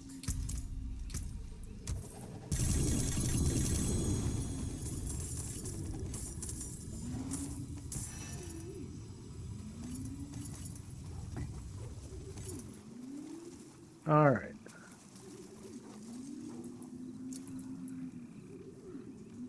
Okay, that might possibly be useful for some character. I don't think it's going to be useful for this one because it's not better than what I got.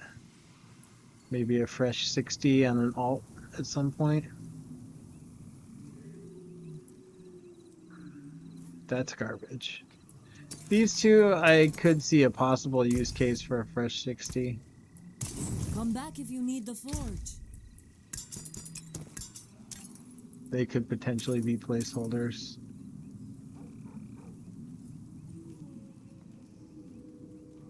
Oh. That's a bummer. That's a real bummer. In Bakajujaja. I was hoping you weren't going to send me one of those messages. I don't think you're actually in the stream, are you? You're probably just chatting to me.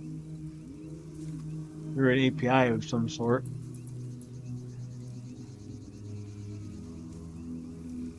Well, that might be useful. But yeah, of course, I won't deny everybody who starts doing this would love for their channel to be popular and successful and have tons of viewers. But I have a full-time job. I am not currently trying to chase making this my full-time job. I'm doing this because I'm having fun and because I am doing my own kind of hobby-driven indie dev project that I want to share my dev experience, and I do game a lot too, so I'm starting with game streaming and will eventually do dev streaming. But my focus is not on like I'm chasing a bazillion viewers so I can do this for a job. My focus is on having fun, sharing my gaming, sharing my dev. If it takes off, great. If it doesn't, I am not gonna go down rabbit holes of optimization programs and sharing the communities and everything else that, or the 20 DMs I get a day from graphic artists. And I am so sorry if any of you are real humans and you're struggling artists and trying to get a job, a commission. But honestly, I feel like these things are AI bots reaching out to try to sell me AI art. So yeah, no. The amount of spam that you get when you start streaming is ridiculous. I can break that down.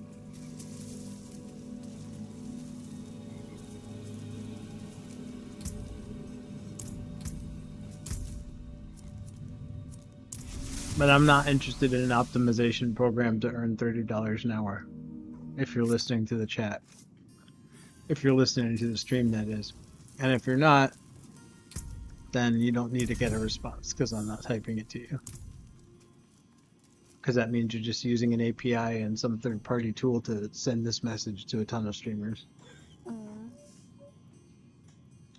Although, if you're really smart, even if you're not listening to it, you would have something hooked into the feed.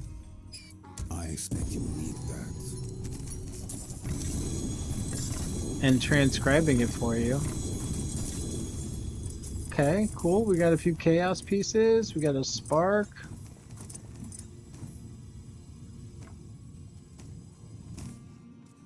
Nice. What do we get? Got. Ooh, a 2 GA Godslayer.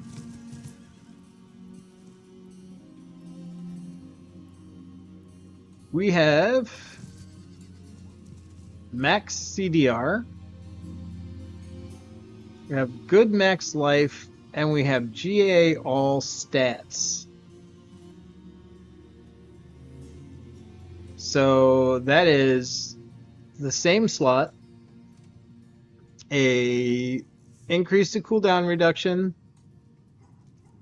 a GA on damage to elites, and a GA on all stats. And yes, we are losing max life, but it's almost the highest roll without the GA on max life, and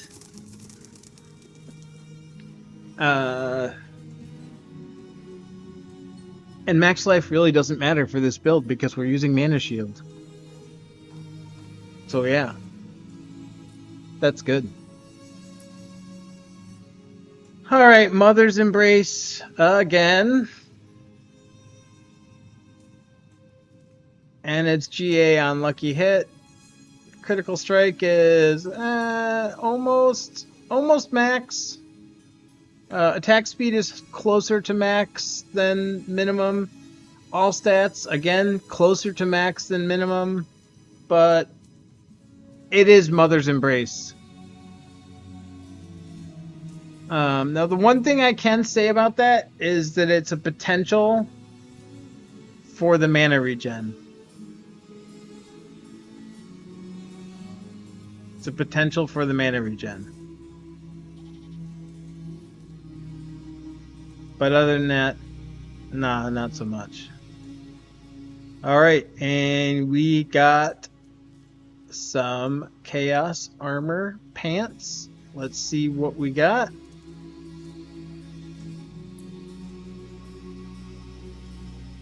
Lokran's Talisman. Now, this was used by some builds in our previous. It's got 4.5 to all stats. This is going to be, so this could, I'm going to keep this.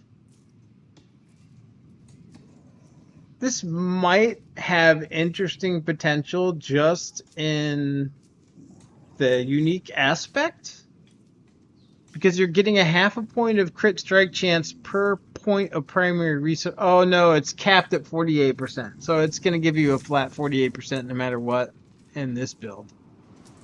Alright, so, and that's kept up to 500 too. So, yeah, it's not as good as it might look like it could be. I don't know. That's going to be probably undecided. Oh my god. How many ice hearts did it give us? I don't think we're going to keep any of those.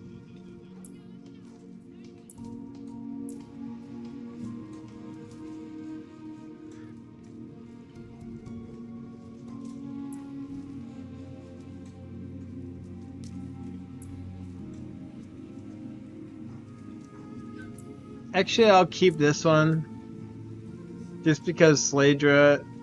I saw a clip of Slaydra. And he went and bought 4-star Ice Heart Brace, but then he went on to say that Max life doesn't matter.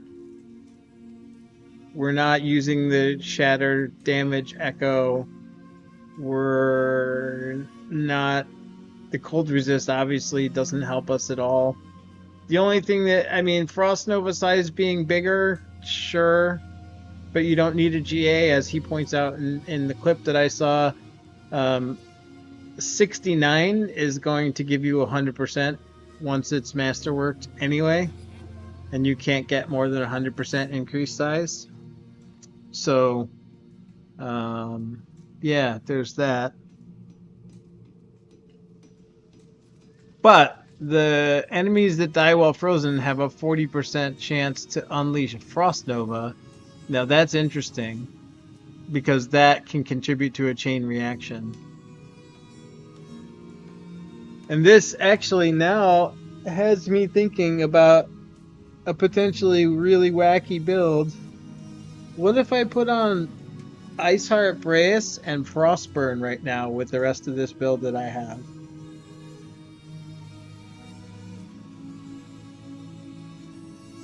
That could be kind of kooky. I lose a big chunk of intelligence. I would lose a ton of armor.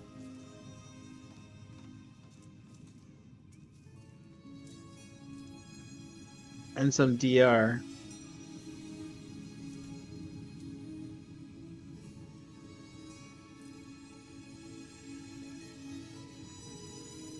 It could be kind of insane. I could even try Shatter. You know what? I'm going to keep this one. Oh.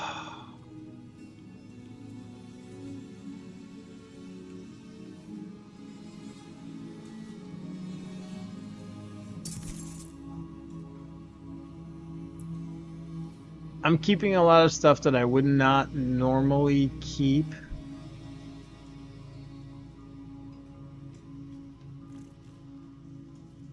Just because I'm getting close to having this built, so I may soon be thinking about... Oh my god. It wants me to do my FO Hydra build. Look at that.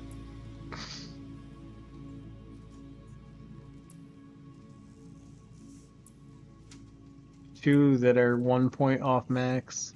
2 items. And 2 staffs that are vulnerable damage. Blizzard, are you listening? Do you know I'm planning to do an FO Hydra later? You sneaky snakes.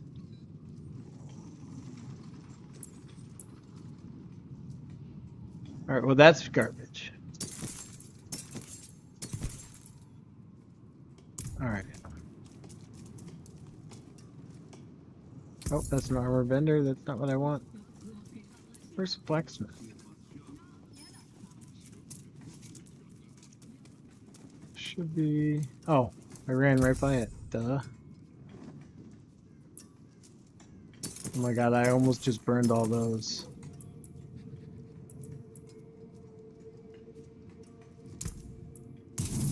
Come back if you need work. Alright, first things first, that were...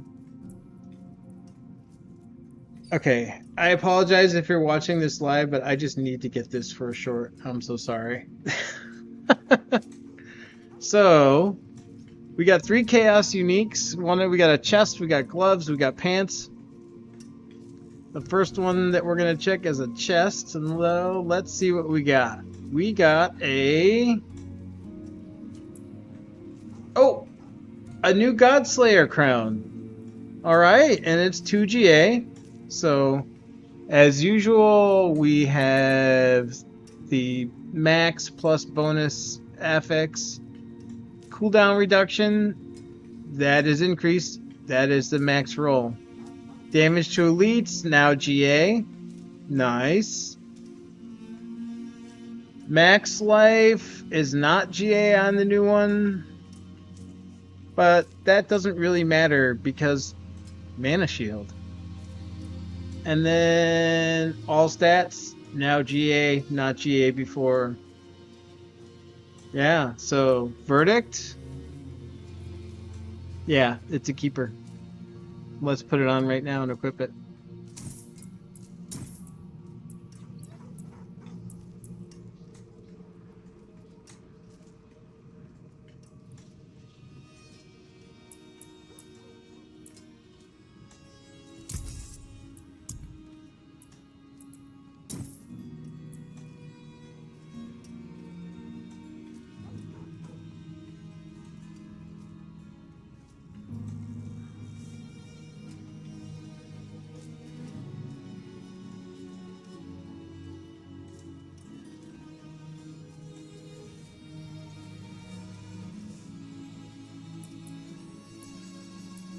Okay, we only got 8,000, so I'm gonna have to be careful here.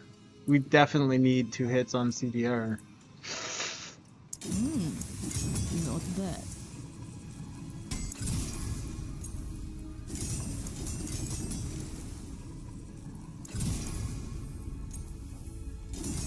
Unexpected.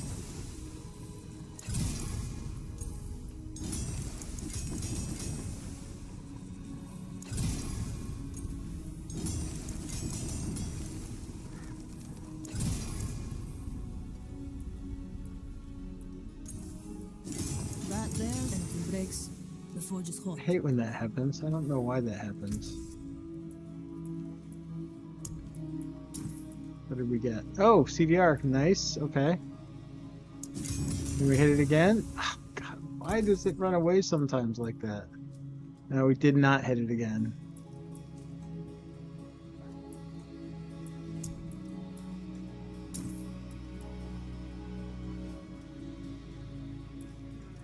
Painful to do this when we got a hit on CDR, but I really need to try to get to. My demons are quiet here. Mostly.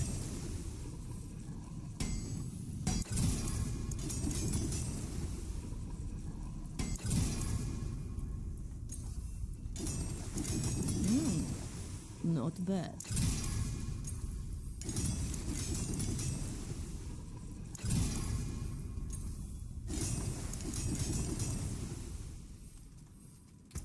Why does it do that sometimes?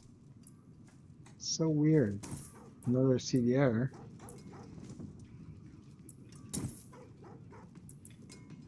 Come on, baby, give us 2. Unexpected. Come on. Yeah. Do it. Do it. You can do it. CDR. CDR. No, Mag's life. The one thing we really can't accept.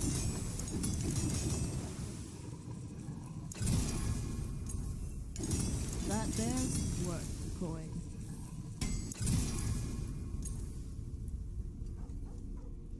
Oh my God, I'm out of gold. All right, I can't switch now. That's sad. I have to have that cooldown reduction. I can't switch. Well, I guess I shouldn't say that, but switching now and not having that cooldown reduction will cost me my teleport, such as it is. It's still not perma teleport, but it's kind of close. And if I lose that, it won't be anywhere near it. Alright, there's got to be a stash here. Where's the stash? Is there not a stash? There has to be a stash, right? No?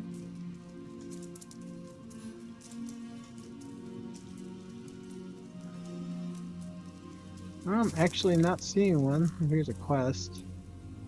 My husband, Theodore, left our home in the middle of the night. I heard him talking to someone, another woman. Oh no, I've done this I one went before. to This one's confront them, twisted. But they fled towards a strange light in the forest. They have been gone all night. I think it's time I went after him, but the forest is dangerous. Would you accompany me? No. That one is super creepy. Oh my God, she's gonna follow me now. No, no, no, no. That one is super creepy. Maybe someday I'll do it. If I'm making a video about why people who like horror games should play Diablo. That one is twisted. What's the name of that quest? Unyielding Flesh. It is a creepy one. It's like really creepy. Seriously. Creepy. Creepy. Creepy, creepy. Creepy. Alright.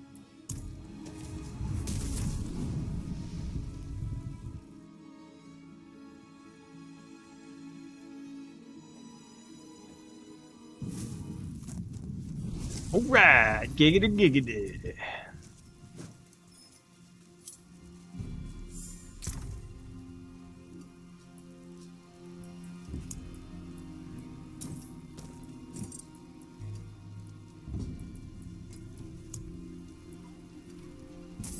Now I'm really broke.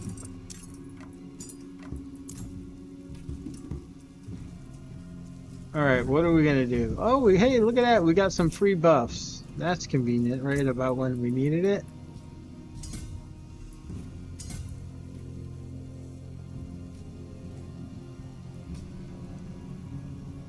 Almost a Paragon 200. Alright, so what do we actually need to do? You know what? Let's do a little diversion from super focused leveling business. Let's see. Okay, we got a reward there. Salvage K-Edge armor at the blacksmith. Well, we're probably going to do that later. I'm not going to do that one right now. I got to make some decisions. I don't have that much of it in the first place. I got to get some more.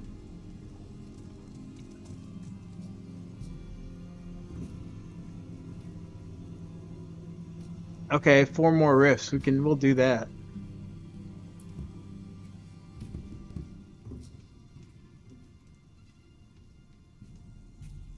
Defeat Bartok in tier 3. We'll do that. Complete a Legion event. Okay, we can do that.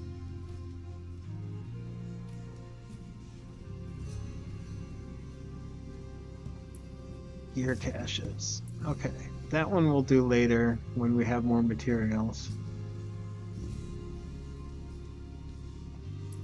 Let's see if there's a Legion popping soon, otherwise we'll go to Helltide.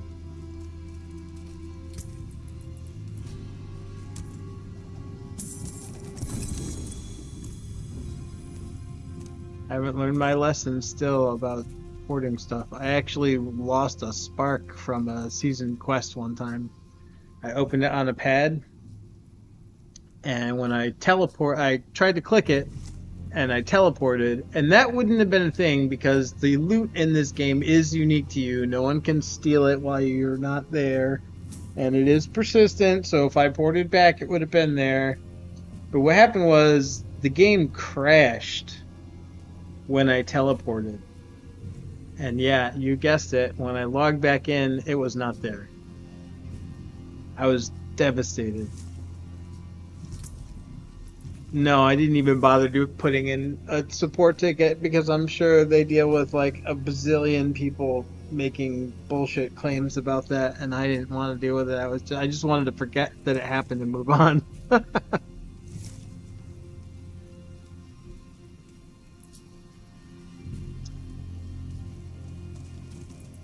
Alright, that's all garbage, so I might as well... Oh. Back to the town. Oh, it does have a blacksmith, though, so I can still do that. That's fine. Me and accidental porting, I tell ya. Alright, junk. Bye-bye. Bye-bye, junk. Don't have enough even for 2 yet. Alright, let's see. Do we have a Legion coming up soon? I'm not seeing one. We got a world boss in 8 minutes.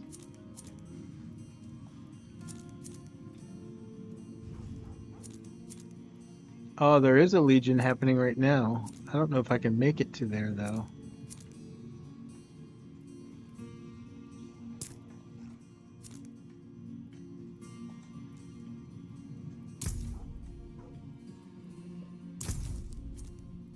Alright, we'll try. We'll port up this Aragorn and run out there. If not, we can unlock that pad that's close by. What the hell? Why not? People. I'm not fond of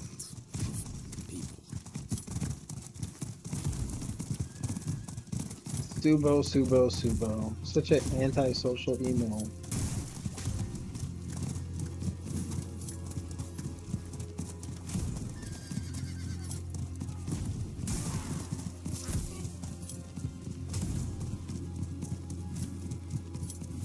Oh, did it just go away? I think we missed it.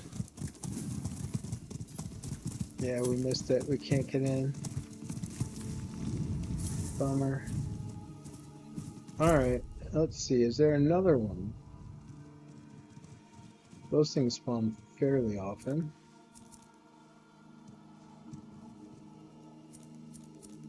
That's another quest.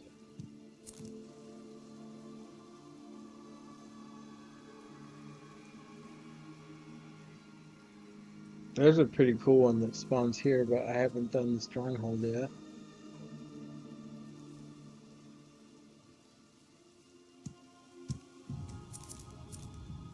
Man, I got quests all over the place that I haven't turned in. I should go and do those. Quick free XPs.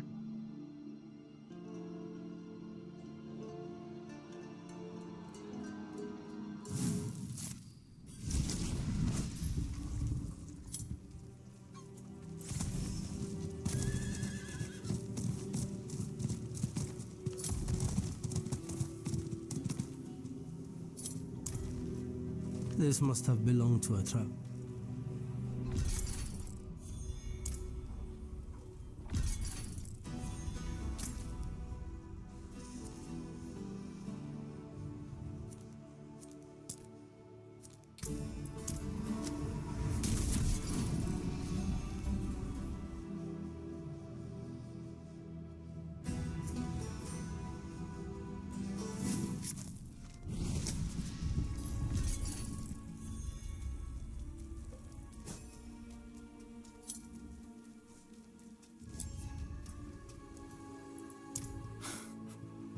Didn't know.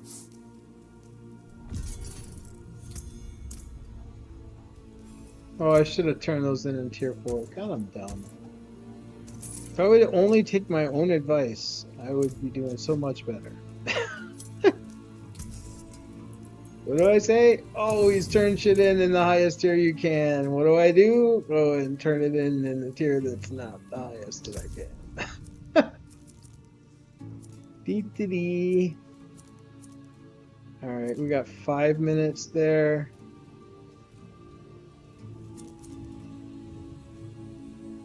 It looks like we have another Helltide that does not have a Blood Maiden as a Whisper.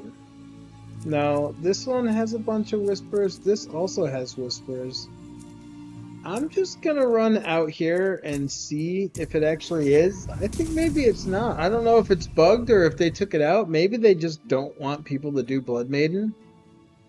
Maybe they're watching server stats and going, okay, we put Chaos Rifts everywhere. Why are these dipshits still farming Blood Maiden all day?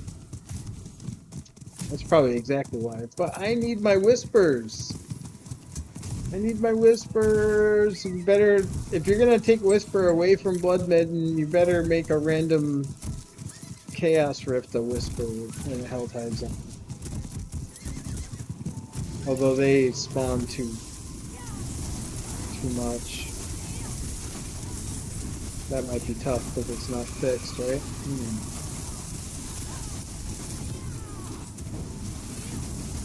So just add Chaos Rifts to Blood Maiden and make the one that's a Whisper have the Chaos Rifts and the other Blood Maidens not have it? Oh, but then that's still the same thing. It's only going to be for you if you haven't done it.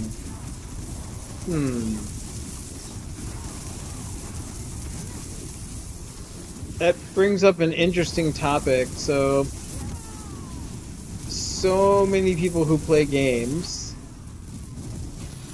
myself included, have endless opinions on how the developers could just fix a game. And since I have started trying to make a game, I mean, for background, I've been writing code for 40 years or more. Probably getting close to 30 of that professionally. But, so I've recently started trying to make a game. And I have found very quickly that things that seem like no-brainers when you're a player of the game, when you start to actually get into it and you start to think about how to implement some of these ideas, you suddenly have a clearer understanding of why maybe some of these ideas don't happen, even though it seems like an obvious thing to do to a player. Because sometimes they're difficult or impossible to implement, or sometimes it's just actually a bad idea masquerading as a good idea, but that doesn't become clear until you think about, first of all, creating it. And that might not be a problem. It might be easy to create, but it might really break other things. So, yeah, anyways, the point of this little side rant is this. If you are a gamer, and every game you play is broken and sucks, and you know exactly how to fix it, go and try to make a game. Seriously, go and try to make a game. There's, you can use Godot, or there's all kinds of engines out there now where you don't have to know anything about coding. You can use free assets to get started. No one's telling you to go and ship a sellable game. But the point is, go and try to make a game and implement some of your ideas of things that you think your favorite game needs to do to not be broken. You may prove yourself right, you may prove yourself wrong. Either way, I guarantee you this. If you've never tried to make a game, trying to make a game will be an eye-opening experience. Guaranteed.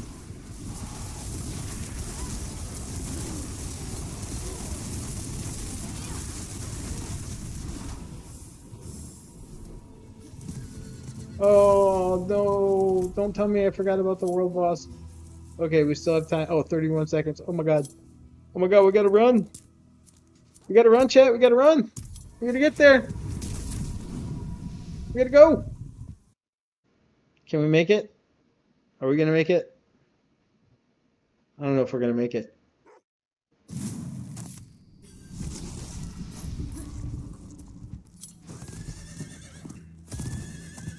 I need to come up with a cool name for people who watch my streams, or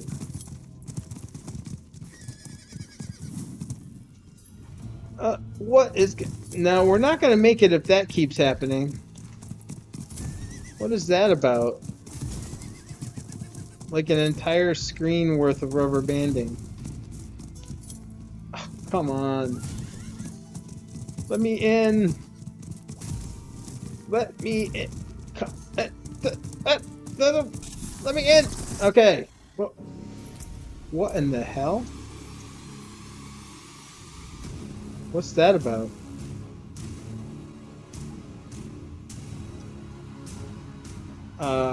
Huh? What the hell?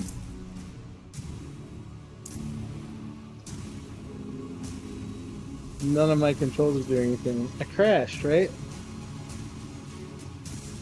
The game's crashed. No!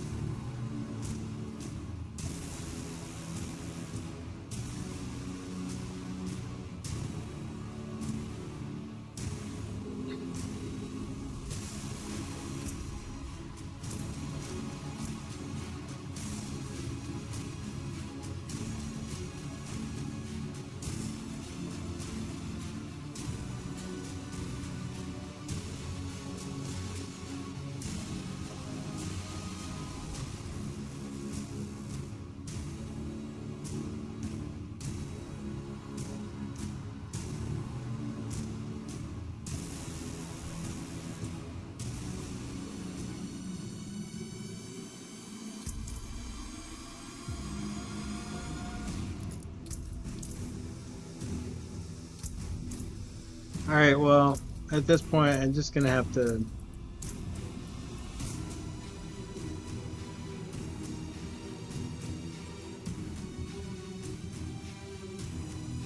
Maybe if everyone lagged, if the boss won't be dead, and I can still do it when I log back in? Maybe? I should have done it right away.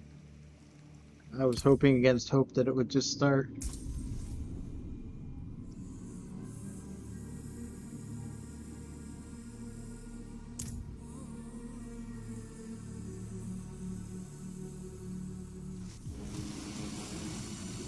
Oh, hey, look at that! I am in! Yay!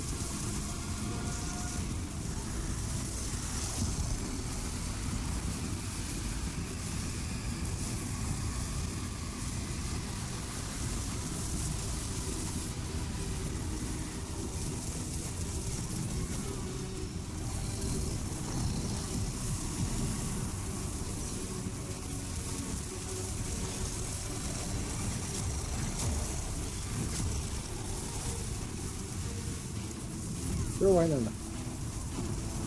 Hey, Monty SV, what's up, buddy?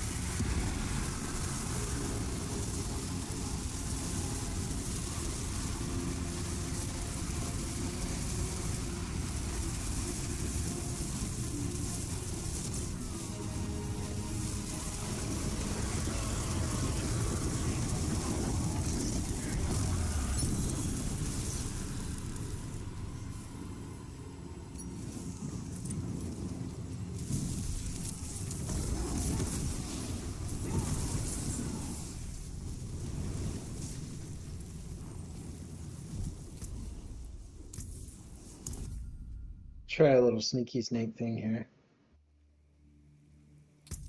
I don't think it's gonna work. I've had this work in certain situations. If it does work, you'll see. If not, I'm not gonna tell you. Save it for when I can get it to work and make a video.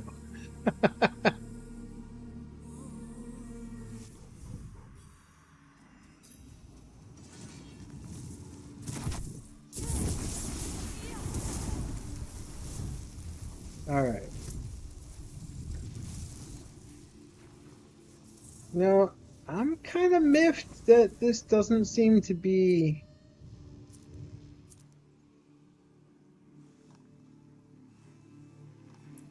Doesn't seem to be a whisper. That's kind of annoying. Okay, well, she is, so let's go do that.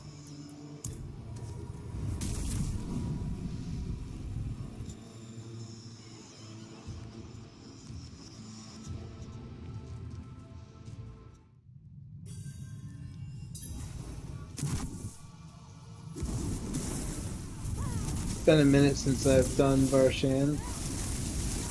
I feel like Varshan is a she, but somebody insisted that it's a he. I don't know if I'm right or not. I have no clue. Just seems like a she demon. I don't know why. Anyway, the last time I did this, I was a lot weaker than I am now, so it'll be interesting to see. At least I can put my skills to use. Oh my god, still not really dishing out the DPS like I should for boss in tier 2.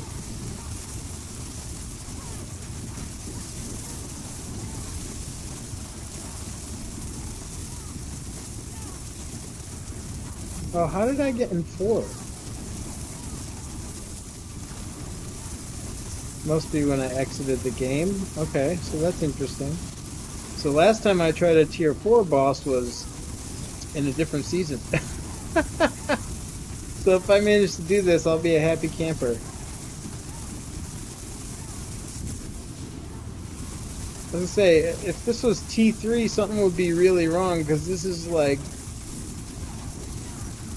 as slower than the last time I did it, and that was shortly after I unlocked tier 3.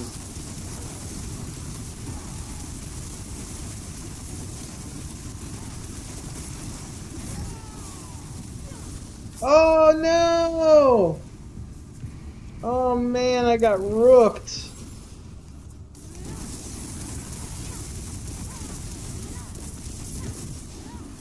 I'm gonna try that again because it was closer than I expected. Oh, and I don't have potions because I left the game and came back in.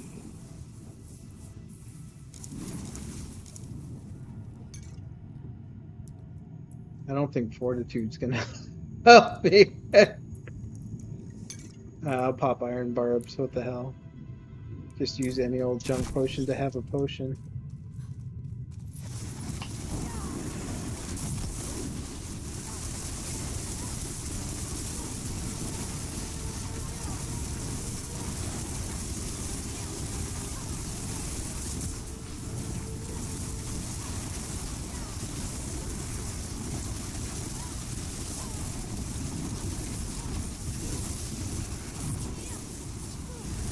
Maybe I'll put a little more effort into dodging her shit now that I know I'm not immortal.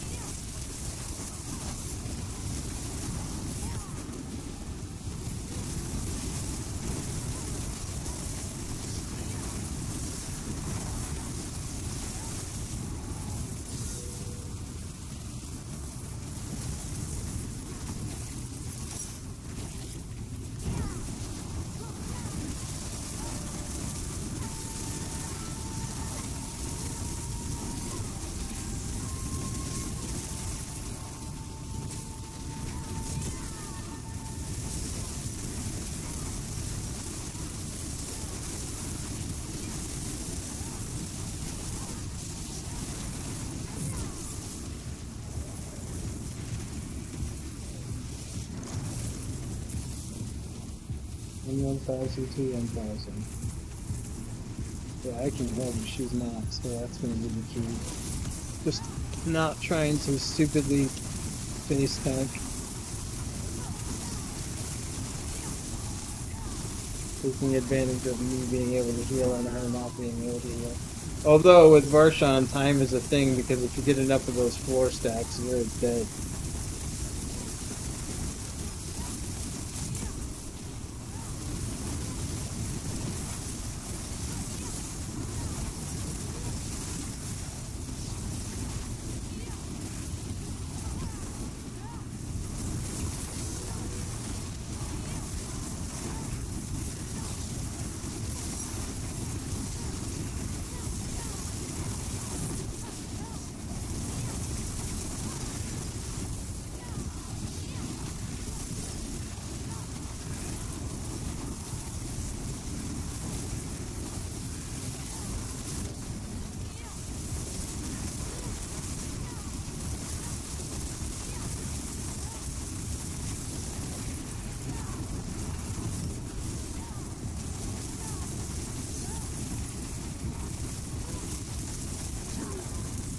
Yay! First tier 4 boss of the season! Woohoo!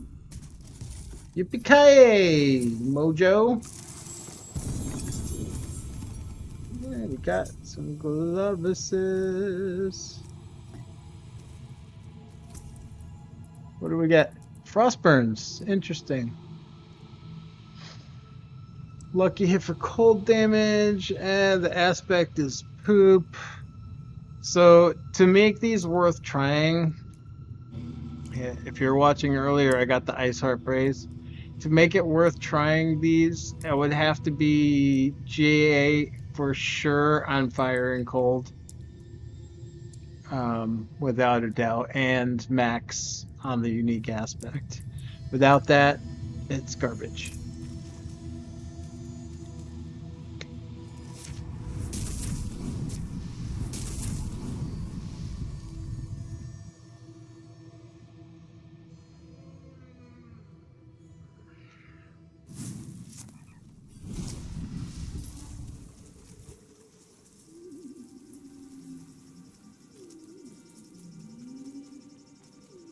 It is done.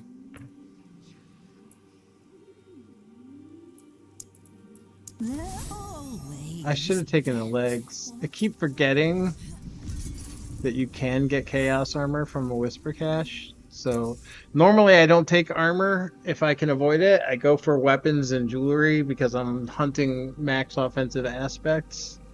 But in this season it might actually make sense to take more armor.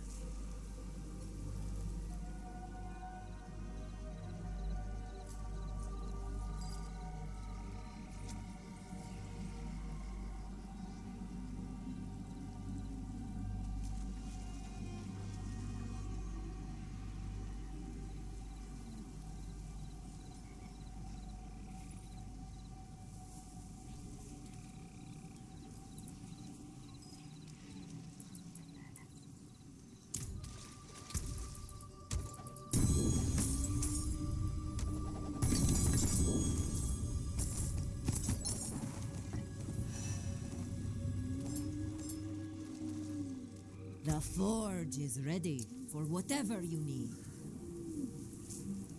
Yeah, it's all garbage.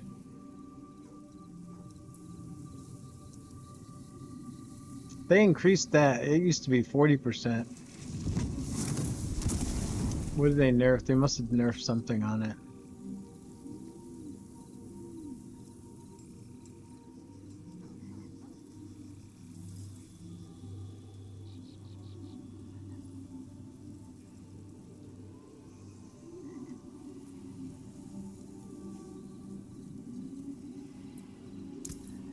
There's that. Alright, and I might as well do this while I'm here. Don't need to replace the amulet so urgently anymore, so I'll go with armor.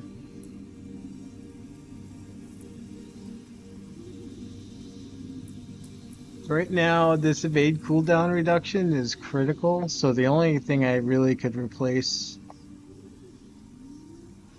these with is better boots, so I'm not going to try for that. +3 to core skills is pretty good now, and it'll be even better if I can get an Ophidian Iris into the build somehow to make Hydra a core skill.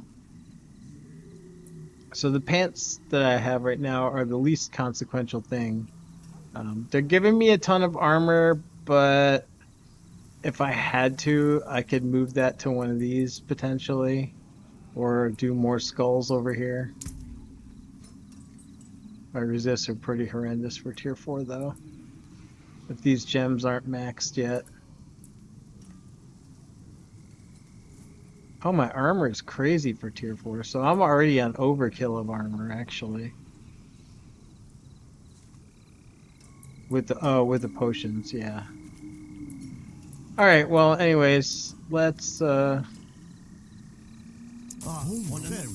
if we can get chaos unique on the pants. Alright, calm down. Put it away before somebody sees.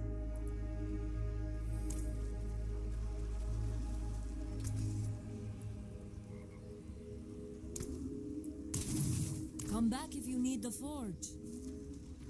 Oh, concentration, cool. I think I'm actually using that right now. Yep. I have to, you know what? I'm gonna do that now because I will forget if I don't.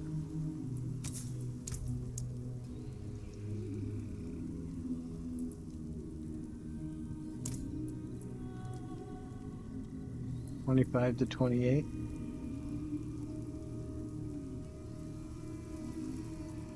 Cool.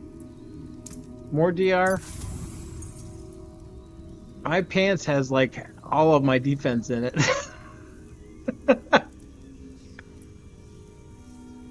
got resists on my booties.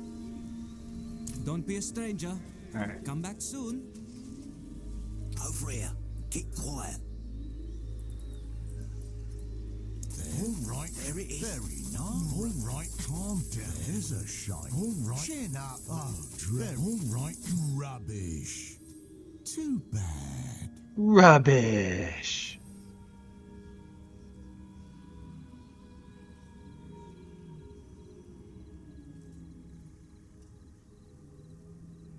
Hmm.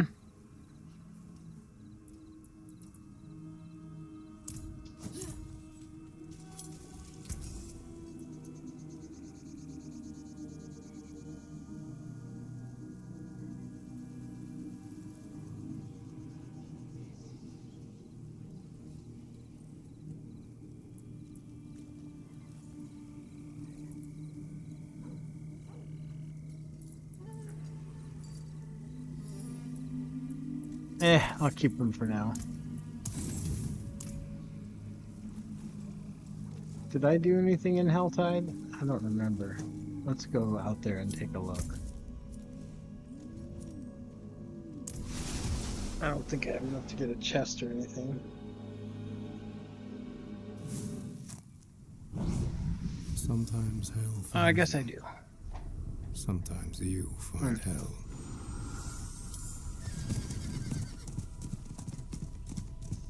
At least a 5-minute warning is accurate.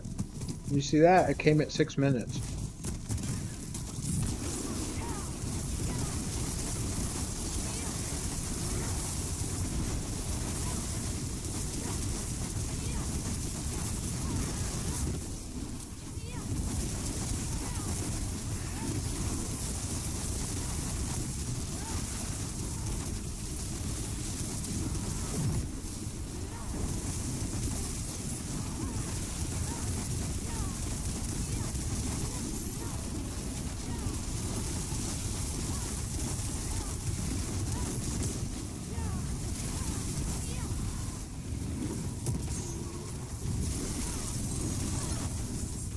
I should be focusing on permanent everything, really. Although the instinct to focus on weapons when I don't have a 2 or 3 GA weapon is strong.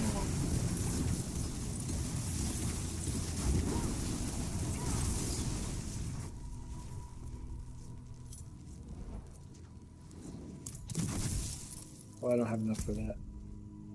And we're gonna run out of time. Alright, let's go down there and get that armor, shall we?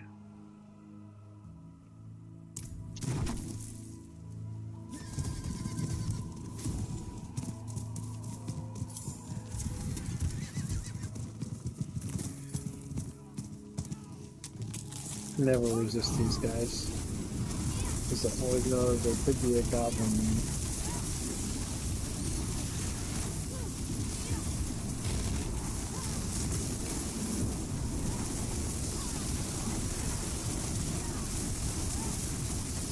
That dude's got a lot of freaking buffs, man.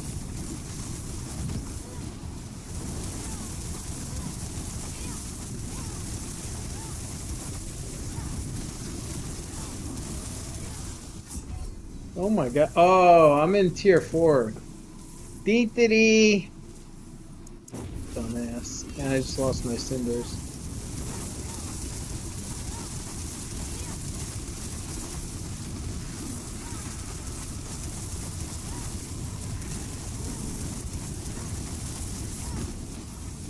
Well, I got a consolation prize. I got spawned next to one that already had a lot of the stuff killed.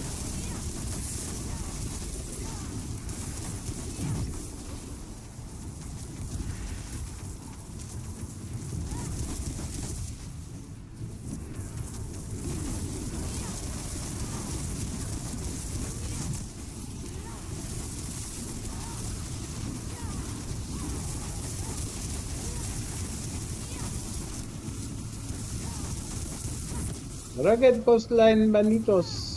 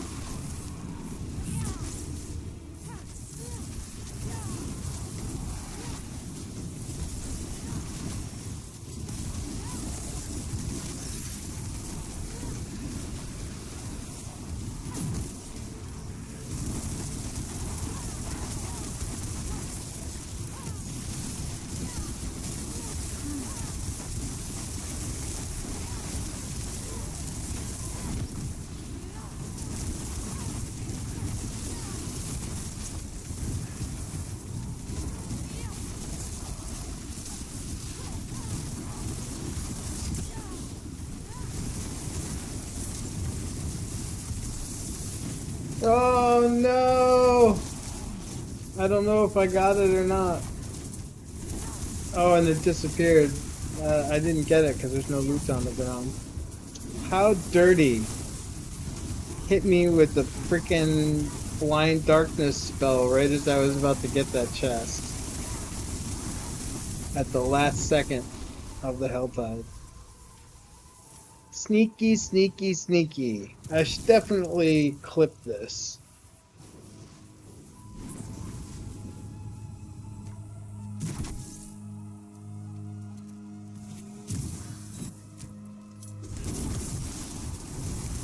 What is it?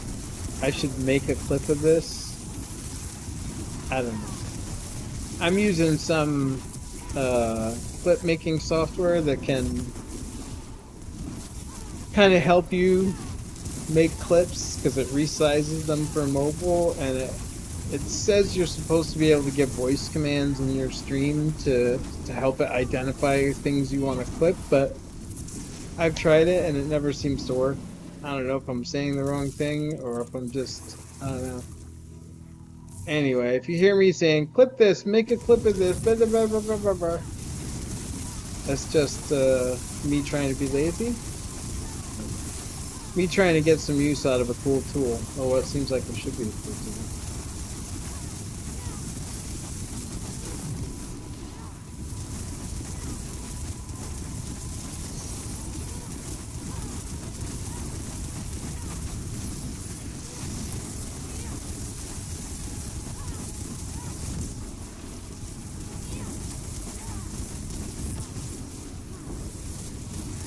You lobbing little glowing green grenades at me and giving everybody else DR buffs.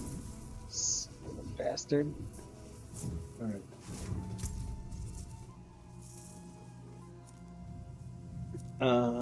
Yeah. Really? Alright, let's see. Are any of our keys? Only that one.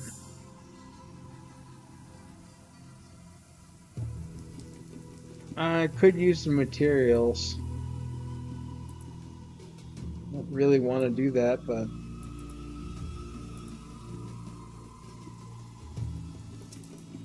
whatever. I'm doing it.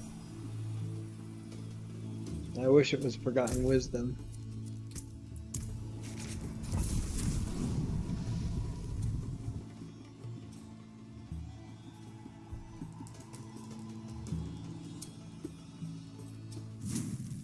This should be interesting.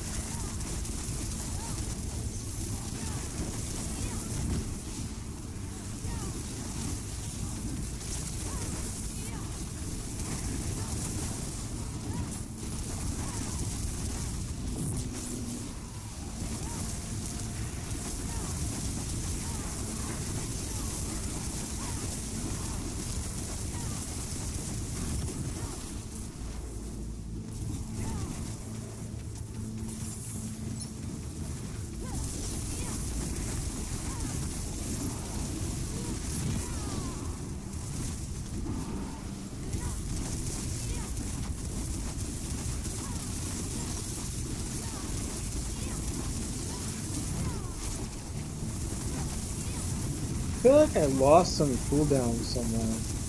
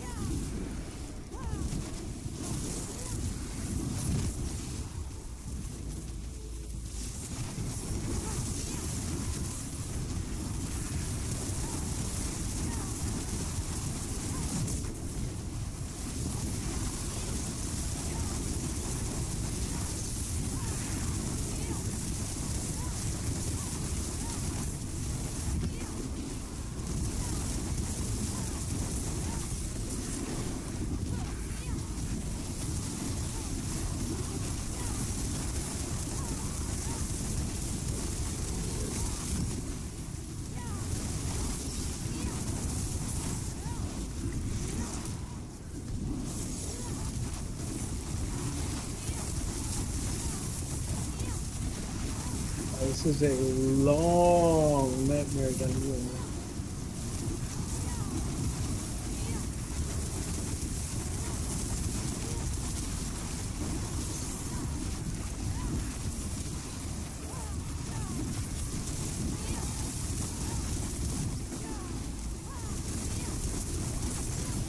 Be a lot more excited about that if it was a heraldic or a, how we say heraldic wisdom.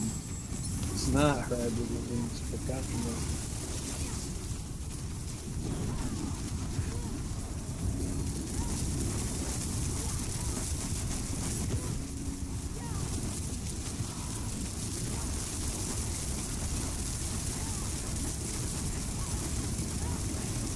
But this isn't that either.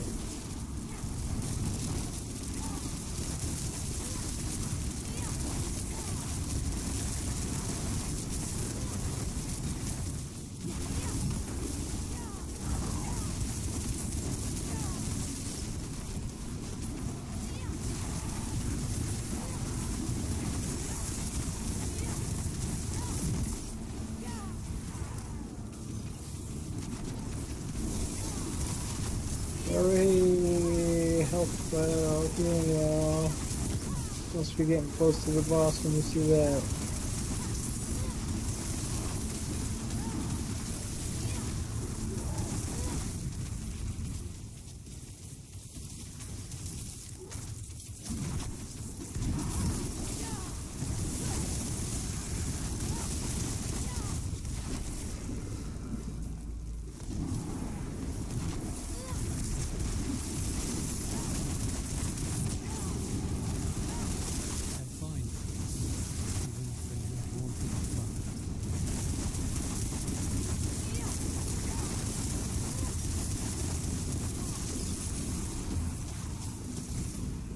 How does she go?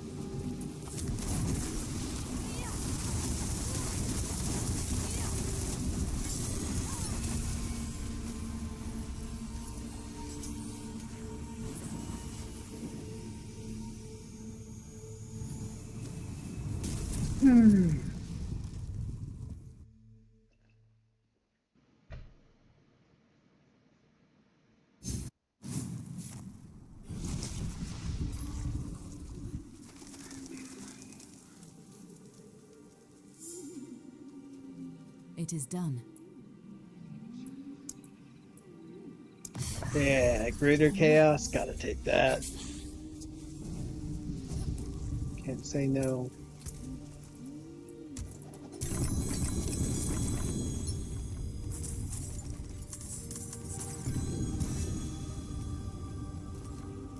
Well, that looked like a chaos symbol. Did I just get a chaos? Yes.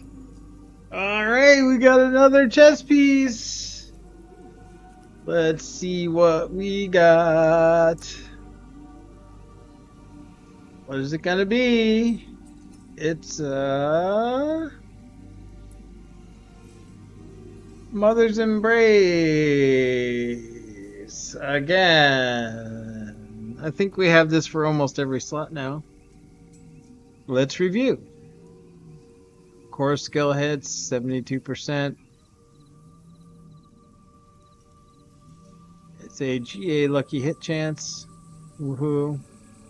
It's a minimum critical strike chance. It is a middle of the road attack speed. It is a almost minimum all stats roll. And it is a Mother's Embrace.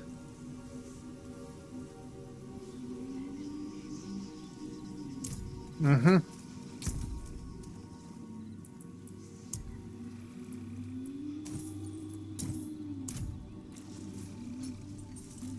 How can I help?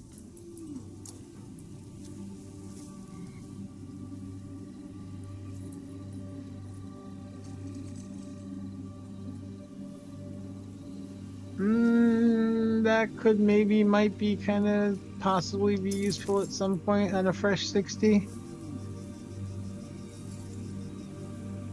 I don't think that will be useful for any sort in this season.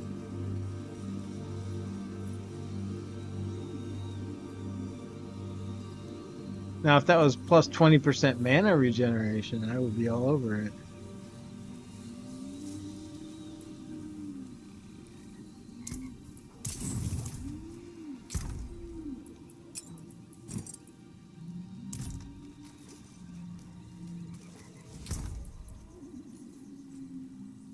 That's only 15%.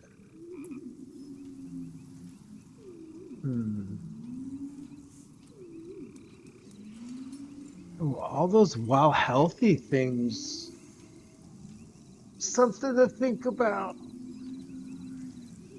Because your health, you don't really start taking damage to your health until your mana's gone.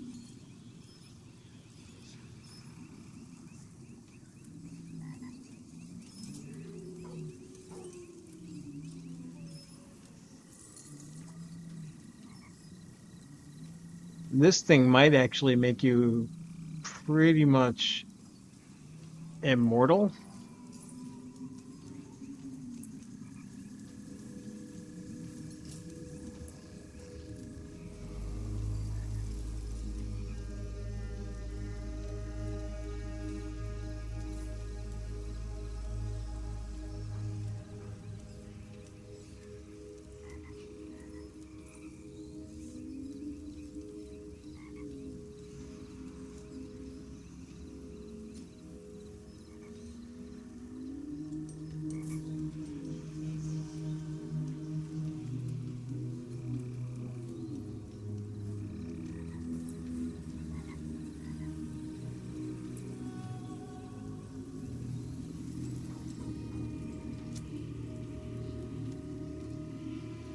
I might try that for giggles.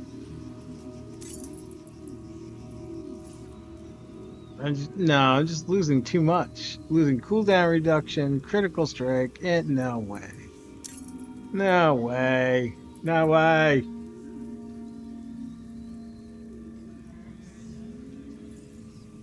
%3 max resist to everything is kind of neat, but no, I'll keep those neatly where they belong for now.